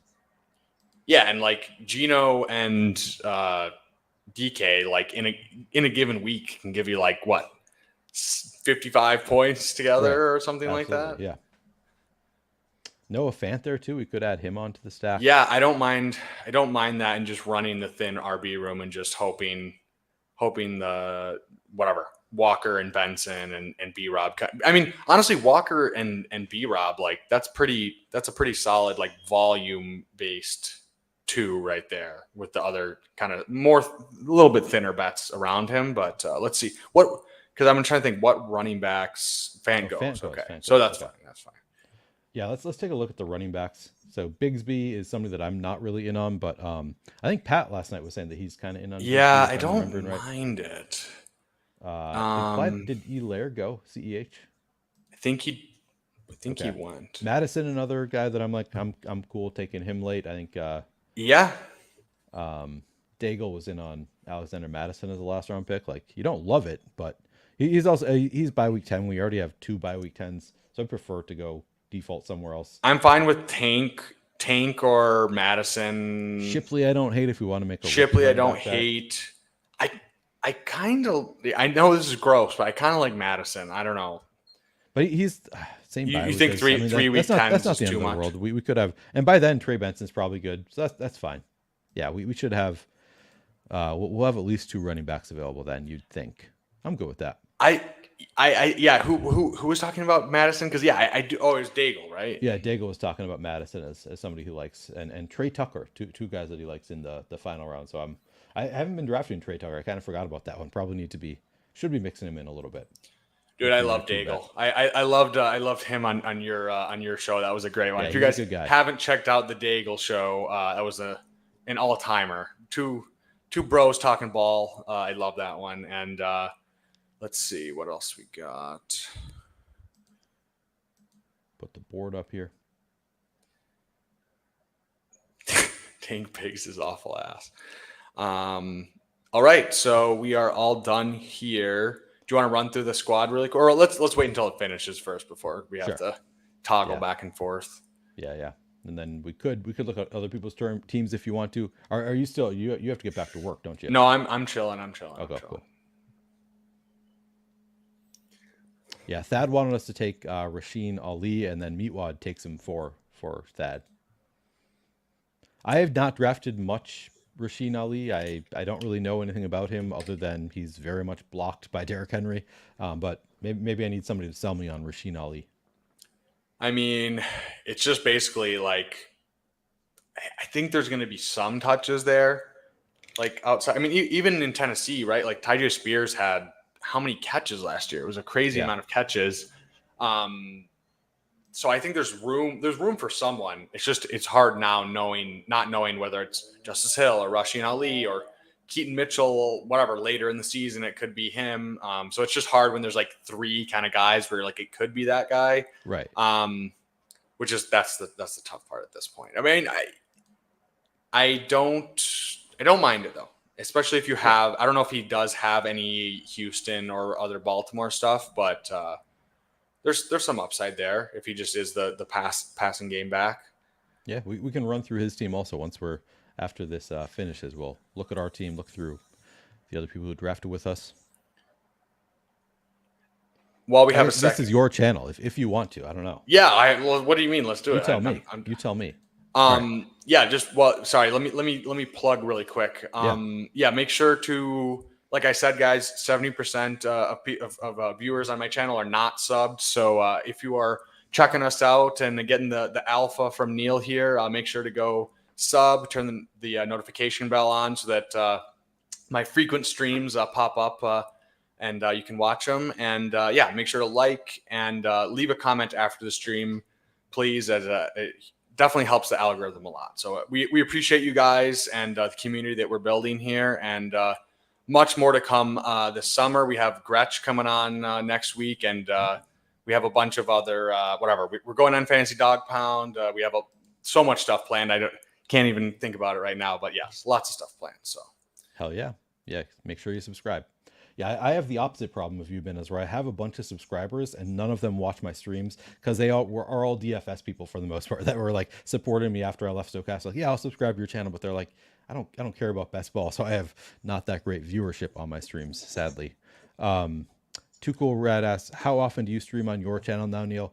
Typically, I've been doing Monday through Thursday. I usually do a stream per day. I don't think I'm doing one on my channel today just because I'm on Bindle's channel today.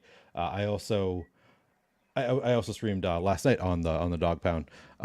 Typically four times a week, 4 days per week I will stream. This week I'm also going on Lulz on Thursday. So I probably am not hell going to yeah. do a Thursday stream. My wife's out of town, so I'm also like, I don't know, just chilling, all right. Should we read through the team? Yeah, absolutely. All right. So we got Joe Burrow, Matthew Stafford, Geno Smith at quarterback. At running back, we have Kenneth Walker, Trey Benson, Brian Robinson, Jerome Ford, J.K. Dobbins, Alexander Madison. A lot of dusty running backs there. Yeah, a lot of dusty guy. We got Puka Nacua, Drake London, DK Metcalf, T. Higgins, DeAndre Hopkins, Jermaine Burton, Demarcus Robinson at wide receiver, and Kyle Pitts, Dallas Goedert at tight end. I think we drafted two really good teams today. Yeah, I honestly like these are two of the best. Like they feel the best of like, and I don't know if it's me, but I just always feel like I lean towards three QBs if they're all stacked. Like it's so hard for me to not do it. I don't know if that's plus EV or if that's not good, but if it's available late, like it's 18th round, 17th round, and I can just get that third stack, I really do feel like it, and I feel like it made sense on these two teams. Given like the capital we allocated elsewhere. So yeah, I like this team a lot. And I feel like both streams, I took my Deontay and Noah Fant that I always draft, but I feel like I took some guys that I don't normally take, which I feel like is nice to diversify the portfolios a bit. When J.K. Dobbins rushes for 1,200 yards this year, you're all going to be sorry you don't have J.K. Dobbins. Yeah, I'm glad I forced you to get one share there. Maybe we won't do it that often because that's I as you can tell by my meta, I was like, is it the same injury as Javonte Williams? And now I'm like, yeah, well maybe it is a very, very different injury. I was just thinking serious injuries, maybe making the bet on medical experts just getting better and these injuries being something they're more likely to overcome. I don't know. Just it's definitely a lot better than it was like 10 years ago. But yeah, I feel like Achilles is still the one where it's like, yeah, no, that is true. It's a good call. I mean, hey, we're still. I know it's a different position. We're still drafting Kirk Cousins. Whatever, like pick 150 or something like that. It's a very, very different position. Yeah. Yeah. But yeah. All Do we Um, want to look at any of these other yeah, teams of let's people look that through some drafted with other us? people's really Let's quick. see, let's take a look real quick at Piffeth. I just want to see how he landed after a kind of a bizarre start. Josh Allen, Tua, so that's actually a really good quarterback room. Running backs, he has McCaffrey, White, James Conner, Austin Eckler. Man, uh, very very solid running back room. I'm afraid to look at his wide receivers. It goes, I guess he did go 6 deep. I thought he might have even fewer, but he has Keenan Allen, Lad McConkey, Keon Coleman, Tyler Lockett, Xavier Leggett, Adam Thielen. It's a little bit thin at wide receiver, and then Yeah. tight end Laporta, Kate Otten. So honestly, a very very unconventional team. But the only position where I'd say he's not strong is at wide receiver. He also is he correlated at all? Buffalo, Miami. Oh, it's Keon Coleman. Okay. Nobody from Miami. Yeah, I'd say it's No it's one. not as bad as I thought it was going to be, but it is just you're really counting on some rookies here with McConkey, Coleman, and Leggett being 3 of 6 receivers. Yeah, It's you need those guys to hit. Like, there's no yeah. room, there's no margin for error. Um, Let's see. Hoosier Hoosier. drafted Let's with go. us. So So yeah, we got Lamar and Goff, and then we got Najee, Singletary, Gus Edwards, Zeke, Jaleel McLaughlin, and Damian Pierce.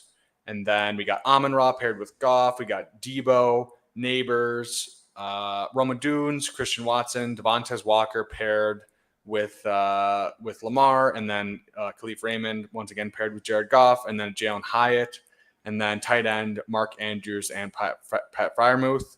I feel like this is a pretty good team. yeah, I think he Yeah, gets I feel like he covered off everywhere. He's got some stacking. He's got a little bit of correlation with the Detroit, San Francisco, and the what is it, Baltimore, and he does nobody he from have any? Houston, I don't think. Don't think he has Houston, but still a Oh, good he threw Damian Pierce on at the end for there. potential correlation. um, yeah. What are your thoughts on this one? Really strong team. Like I think Jackson Goff, that's a good quarterback pairing. You got the rushing upside. Jackson just brings such a big floor ceiling combo by himself, and then Goff I think is a cromulent second quarterback. Think I like the running backs: Najee Harris, Devin Singletary, Gus Edwards. I like that they're all his top 5 running backs all have different bye weeks. That to me it's a little bit of a tiebreaker kind of thing, but I like it. It makes me feel a little bit better about it in general. He does have the correlations. I don't think there's anybody. Oh, is Debo come back from San Francisco? Yeah, Just exactly. yeah, this is a really really strong team, really well correlated. I think he did well with the buckets in each position. I think it's a really good team. Hoosier, you're improving by the day, brother. Don't be self conscious of your teams. They're solid. Yeah, no, that's a great team. Uh, uh, Here's Meatwad drafted with us. He has Caleb Williams and Bryce Young. Might work. Let's see the rest. All right, so Brees Hall, Jalen Warren, Tyjae Spears, Zach Charbonnet, Antonio Gibson, Rasheen Ali. I think that's a really strong running back room. Wide receiver Nico Collins, DJ Moore, Terry McLaurin, Chris Godwin, Deontay Johnson, Mike Williams, Javon Baker, Pop Douglas, and then he has Travis Kelsey, Cole Komet. What do you think? Is this a strong enough quarterback room? That's I guess you're making the bet on Caleb. Of course, you're gonna yeah, say you're expecting Bryce Young to be like a top 5 quarterback. So I guess you think this is strong enough. I feel like this is probably a 3 QB room for me personally. But I mean, I guess from a capital perspective, like he's still going right around pick 100. So I feel like that, like from a just purely like the draft capital allocation standpoint, I feel like it's probably fine as a 2 QB build. But he does have Caleb stacked and Bryce stacked. He has. I think I would have went. I don't know what quarterbacks he could have available, but I don't. I think the Rasheen Ali. I don't know what quarterbacks would have been available for him there. If anything would have been stacked up, but that definitely probably would have been a QB pick at some point in that last couple picks instead of one of those wide receivers or running backs. I think. Yeah. I mean, he got Douglas. I don't know where May went, but like maybe he could have gotten May paired up with one of those receivers instead of going there. I'm assuming he went before Rasheen Ali last round, obviously. But yeah, I mean, I feel like it's still a strong team. And if Bryce Young is better than if he pays off his ADP by a few rounds, and Caleb is who we think he is, I think it should be fine with the two. Doesn't Yeah. feel great, but I do think it's fine enough. Yeah. No, I think that's a decent enough team. I don't know if anybody else was drafting with us. Those are the only people in comments I think that were drafting with us. Any other Meatwad teams that said you there want to look weren't at? any. Okay. Drake May. Yeah. Okay. Oh, I see. Well, Neil, thank you so much for hopping on and drafting 2 drafts with me today. What does your schedule for the rest of the week look like? And anything else you want to cover off on before we head off of here and take a shower so we're not so sweaty from the heat? Yeah, no, I don't think I'm gonna draft on my stream tonight. I have a guest coming on Tuesday and on Wednesday. I'm gonna be doing streams both in the afternoon. Best ball stream's also going to be doing my podcast Wednesday night on my channel, and then on Thursday I don't have any streams planned. I'm going to be going on Lulz in the mid afternoon, so I'll be there. I don't know if I'm going to stream on my channel, but yeah, go check out my channel if you haven't already done so, and of course join the Flannelverse Discord. While I will let you know if I'm going to have any shows coming up. Yeah, go support Neil. He's putting in the work. Whatever, doing tons of streams, bringing on really good guests. Like I said, John Daigle, just whatever, tons of guests. Too many to name. But yeah, go join his Discord. I'm in there with him, and yeah, hope you guys have a great rest of your week. And your Monday be filled with lots of best ball content. Soak it all in, and let's have a great rest of our summer, guys. Thanks so much, Neil. Thank you.